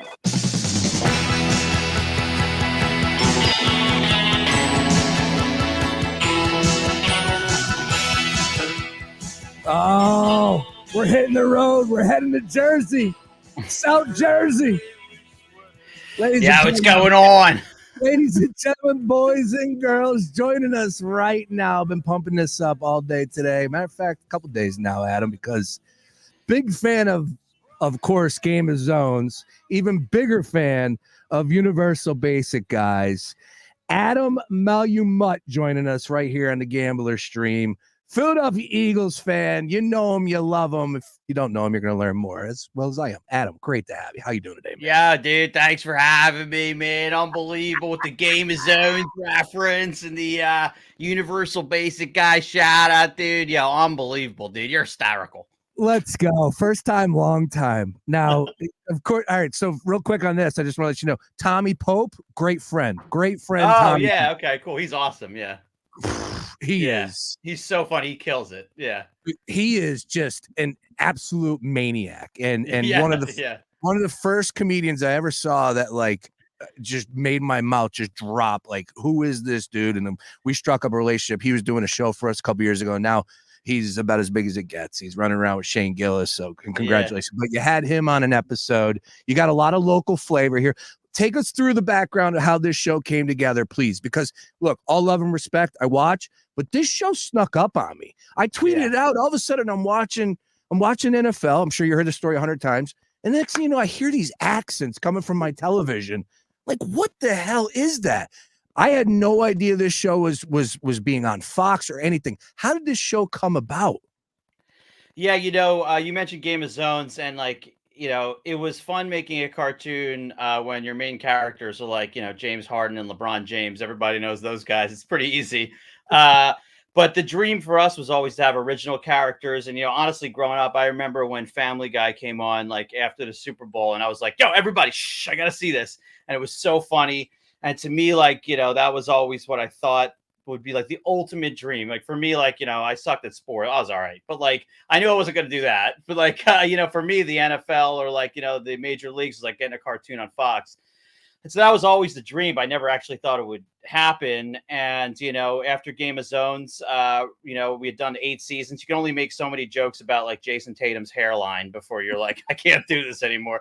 And so my brother and I, we, started putting together this pitch, and we always had this character in mind, this guy, Mark Hoagies. And he's just based on, I just grew up listening to 610 all the time. Yeah. And every night, all the late night stuff. And so it's sort of like a love letter to all the callers who, all the geniuses who call up and know way more than everyone. And so but it's also me. That's how I am, And so I'm a part of that. And so this is a character that was just based on, the way my dad talks, the way everybody I know talks. And I always felt like Philly area shows never got the accent right. It always drove me nuts. And so, yeah, we pitched this show out. You felt like the UBI thing was more like just a way to take these guys who were real know-it-all guys. And now they got to put their money where their mouth is and try stuff out. And so it gave them the freedom and the time to actually maybe try being the coach. What happens when you run the ball every play, So that's sort of the genesis of the episode that's coming up this weekend a little bit. Oh, man, that's fantastic. Well, like I said, the show is tremendous. Obviously, we're going to love it here. No ifs, ands, buts about it. Great references. I saw the place that you made look like PJ Willihan's. What was the name of it in the show? TJ Wooderhands. Yeah, there you go. It's great. The Hoagies, obviously, the last name is perfect for us here in Philadelphia. And then with Game of Zones, man, that was picked up by Bleacher Report, and that really set you on a different level. Were you making cartoons growing up? This is something that you always did, was just drawn? And then how much of you is your brother involved in this? And are you guys two cartoonists putting your brains together over the years? And obviously you knew you'd be able to build something up like this. Yeah. So going way back, I thought I could do funny voices. I wasn't the best impressionist, I knew I could draw, but I wasn't the best artist. I like writing music and making people laugh, all that stuff. So I always kind of figured I'd put that all together with animation at some point. But I was just in LA working on reality shows and kind of just out there doing entertainment stuff generally. And then one day I'm just if this is going to happen, I got to make it happen myself. And so I just taught myself how to animate. And actually the first, and then I would just record myself into a mic and then animate. And actually the first cartoon that really started launching things was a cartoon called Baseball Friends that I made, which was Chase Utley and Ryan Howard. And they were just on the bus, and I couldn't even animate them more than just heads moving, but they were talking about how much they love hitting home runs. And it was literally just you know what the best feeling is? He's like, what? Home runs. I love hitting home runs. It's the best feeling. And they talk about how much they love hitting runs for 2 minutes. And then eventually one of them says, but you know what's even better? He goes, what? Grand slams. I love grand slams. And that got some traction in some blogs in the Philly area. And then that became a cartoon called Sports Friends, which was a bunch of just I just take athletes and have to have these weirdly vulnerable conversations. There's one it's Jay Cutler and Brandon Marshall, and they're on the Bears, and they're talking about how boring field goals are and stuff like that. It was just stupid stuff. And that led to the opportunity with Bleacher Report. And we made Game of Zones as a one-off, and it blew up. And then they're you guys want to come in house and make more of these? And my brother and I were just yeah, sure. Because at the time we were maybe trying to pitch a show, but really didn't know what was going on. And Bleacher Report offered us to come in house and hone our craft. And from there, we went from just the two of us doing everything soup to nuts. to like overseeing an animation team, and kind of like it was like that was basically like AAA, and with Fox being the majors a little bit. And then real quickly about my brother, like he's actually like he got a master's in astrophysics, and I was like, yo, I'm underwater here. I got this series order from Sports Friends. Like I need help. And so he just started drawing backgrounds with me. He kind of does a lot of things I do. And then, before we knew it, we were just making a bunch of sports cartoons, and that's what we were doing. That's awesome, man. You guys still local, or are you out in LA, both of you? No, I was in LA. I'm actually in North Jersey now. Okay. We're outside of New York, and my brother's in New York. So I always wanted to get back east, but I didn't know how that would happen. Bleacher Report moved us to San Francisco and then back east to New York City. And that was great because, I'm always down in South Jersey with friends and family. That's where everyone is for me. So I love it. Excellent. All right, Adam, I want to talk some Philadelphia sports with you, engage where you're at, and we're going to live out that 6'10" lifestyle from back in the day. But a little bit Universal Basic, guys, every Sunday. Give the people a little thought on what's coming up next in the in season 1 here.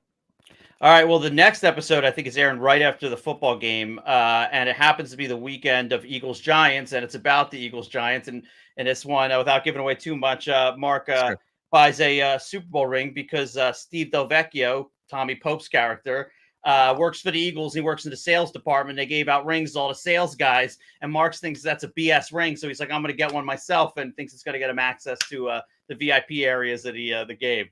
So that's what this episode's about. And as much as I want the Eagles to win, it's, the fact that there's a little controversy with the coach right now definitely helps the premise of this episode. So I'll take it. That's tremendous. All right. So like, there's this one documentary I'm sure you're familiar with about South Park, right? And it takes to make that episode. What is the process for you? Just one episode. And do you have like that vision board? I would love to, we would kill to see what that vision board looks like with all these Philadelphia references and everything like that. Like that storyline you just pitched right there, man. That's tremendous. Yeah, well, I'll say this. The process is way more boring than the cartoon itself. It's like you see the duck gliding on the water, and underneath it's just a little feet going and going and going. So, yeah, I mean, the process is a long process for us. Obviously, that South Park, 6 days to air, recommended to anyone. It's just crazy and interesting. And it was interesting how they do it. We're very different. One of the reasons they're able to do that is because they get like basically no notes. They do whatever they want and they just put it out there. At being at Fox, there's a whole process. It's a whole collaborative thing. There's a studio, there's a network. And so we're shaping this thing for a long time. And, it's much more collaborative in that way. So I would say, this episode that we wrote this episode in development in like 2022. I think so. Yeah. So this has been, a lot of these things are baking for a long time. And, it's like you write the episodes and then you start recording them. And then you start going into animatic with them, which is when the artists start drawing, the roughs of that. And then you shape that. Then you go into animation, and that takes a long time. It's animated in Australia. So the meeting times are horrible. It's like 9 p.m. for me, and then it's like 3 months in the future for them in the morning and a different day. And so, yeah, it's a long process. And honestly, the hardest thing about it is to remember what you initially thought was funny, because when you've seen it 700 times, I'm numb to everything by the time it comes out. I hate everything by the time it comes out. So, that's one thing my brother's really good at, is remembering the spark, while my ADD has me on to the next thing. And, So. Well, it's tremendous, man. I mean that. It's a great series, fantastic stuff on Fox, and you already pointed it out. Like we're talking about the kings of the kings here. This is the major leagues. Simpsons, Family Guy. It's like, this is a huge deal for you to be up there. Of course, Universal Basic, guys, on Fox. Make sure you check it out every Sunday night. Now, Adam, if you wouldn't mind, let's go back in time here. You're a Philadelphia sports fan. Are you 4 for 4? Oh yeah. Yeah. All right. Although I'll say it goes in and out right now. Like, one of the things is like, this show is so all consuming that I can't watch everything I want to. And actually lately it's been the Flyers have been giving me some peace of mind, because like, I just like the fact that they're, it's Beach Golf, dude. Unbelievable. But like, it's just like, I like the fact they're young in a rebuild like that. And I just like, it's exciting. They're on the up and up, obviously Sixers are important, but like, you feel like they're, it's the twilight of what they could do. It's a lot of pressure, where the Flyers, just to me, is just fun. They're underdogs every game, and like, I throw a couple bucks on like, a Mishkov goal and the Frost assist, and the one game I forgot last game, of course, that happens twice. So twice, yeah. Back at it tonight, taking on the Kraken in Seattle. So I think 10 o'clock start there. All right. So a childhood memory, Philadelphia sports childhood memory. When I ask you that question, what's the first one that pops into your brain? Oh man, okay, there's two. So the first one, the first game I ever really remember, it was my mom actually who got me into it, even though my dad's a fan too.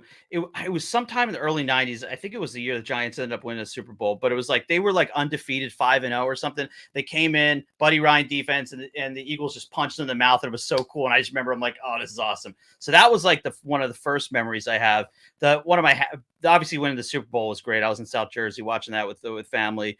But the Dallas 44-6 game, I was at that game. That was just pure, like, just joy the whole time. I remember coming in there, you're hearing on the radio or whatever that, oh my God, the Raiders or whatever beat whoever it was. And it's like the Eagles have a chance to be in the playoffs. They just got to beat Dallas. And then they obliterated them. And it was just like, I've never been around happier Philadelphia people than that game. That was fantastic.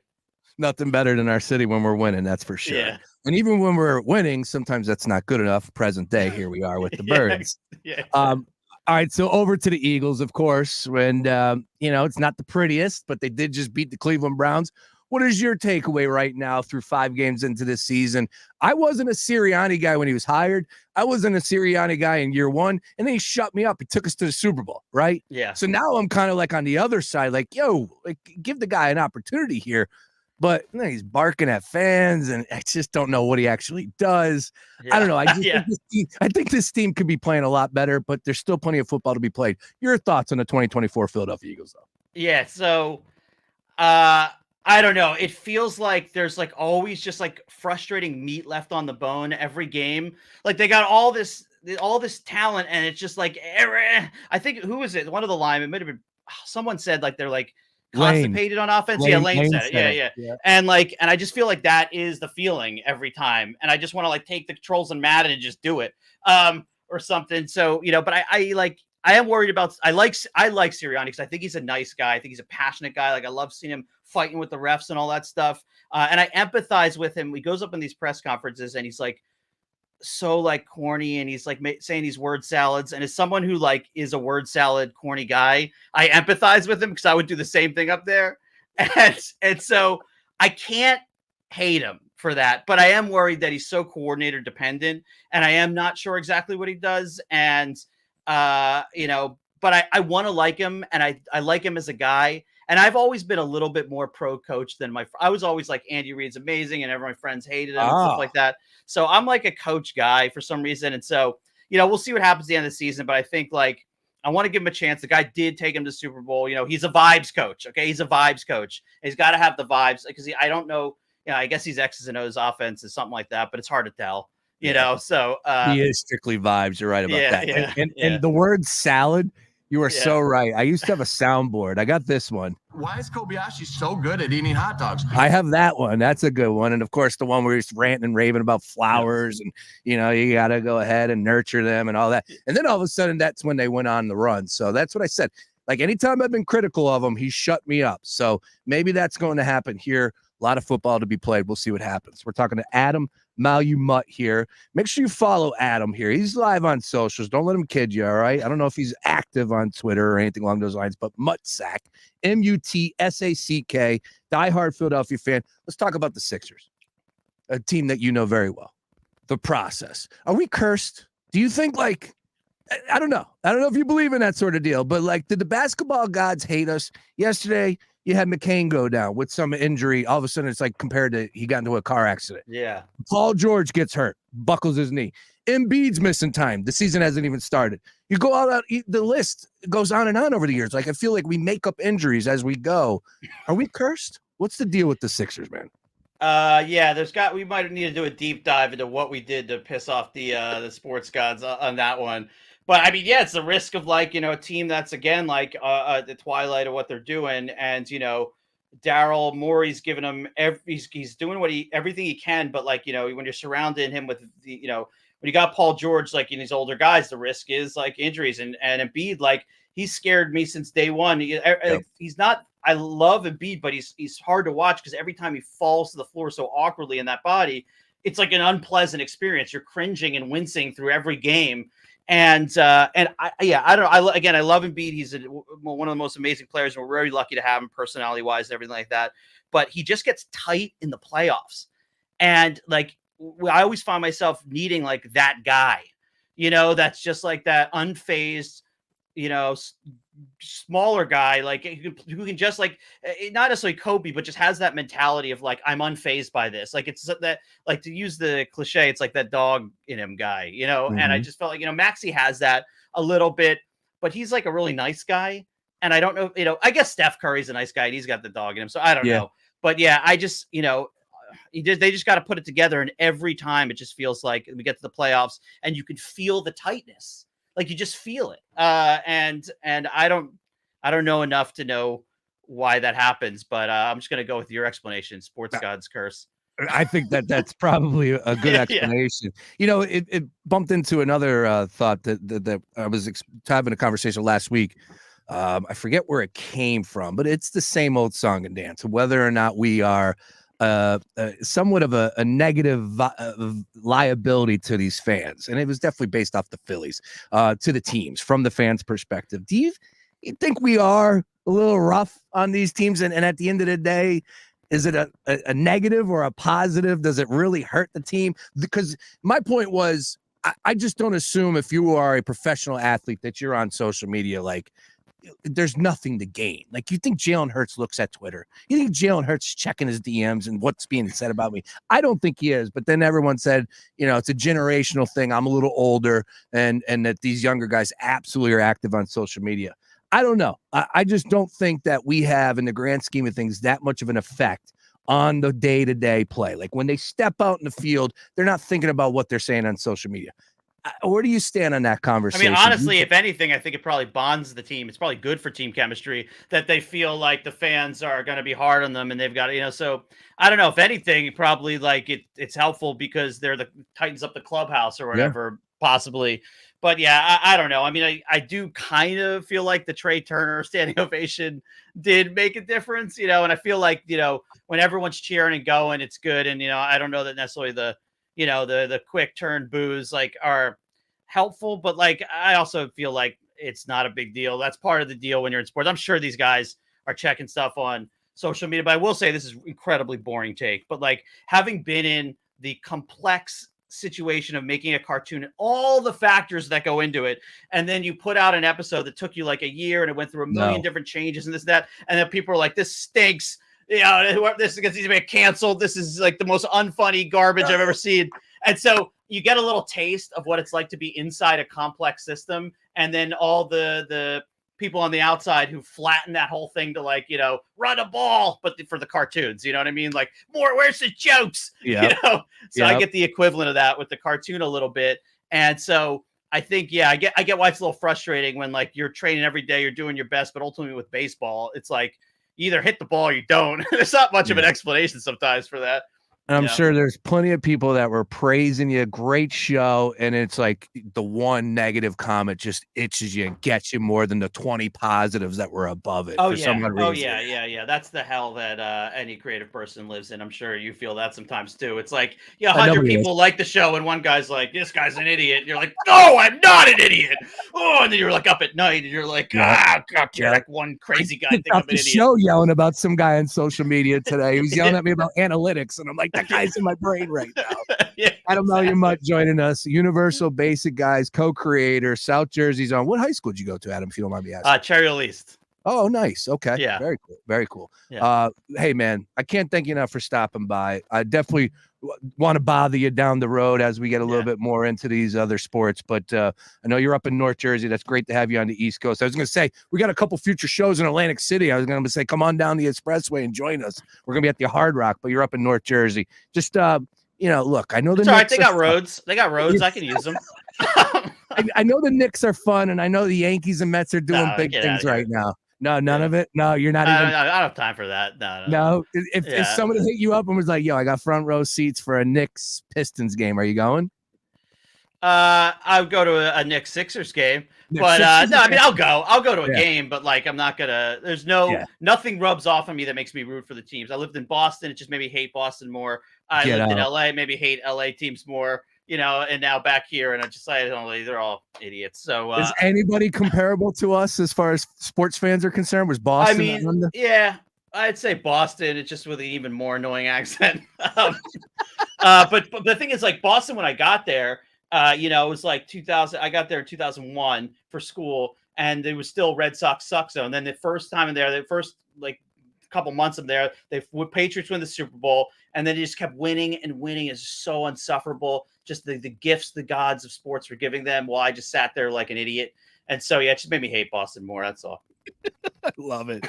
Adam, once again, Universal Basic Guys, Sunday nights on Fox. It's following football. No need for 60 minutes. No need for 60 minutes. Let the clock tick. Get it on over. Keep it locked on Fox. Universal Basic Guys. Adam Malamut joining us here. Adam, can't thank you enough. Continued success, and I'll definitely bother you down the road, sir. Hey, thanks so much for having me. This is really cool. Appreciate it. Excellent, man. There he is. Once again, Adam Malamut on the Gambler Stream. Fantastic stuff from Adam there. And, of course, once again, make sure you check it out every Sunday night on Fox. It's a really funny show. It's based off of two brothers, the Hoagie brothers, great local talent, including, as I'm scrambling, Talia, and I'm not even going to say her last name. She is tremendous. I've seen her in the iHeart hallways over the years. And as he said, the one and only Mr. Tommy Pope will be on the next episode next on Sunday coming up here. We love Tommy, and continued success across the board for him as well. All right, that's going to do it for me here on a Thursday. Once again, Thursday Night Football coming up this evening. We got the Saints. We got the Broncos. 2.5-point spread on DraftKings Sportsbook. Folks, this is a tough one. I'm not going to sit here and tell you that I got a great vibe on this one, but in my humble opinion, I think this is one that we got to hold our nose and believe that it's going to stay under 37. That's where I'm at. Under 37 tonight. That's my one play. We're going to ride with the QB special. Both quarterbacks try and find the end zone. We'll see what happens there.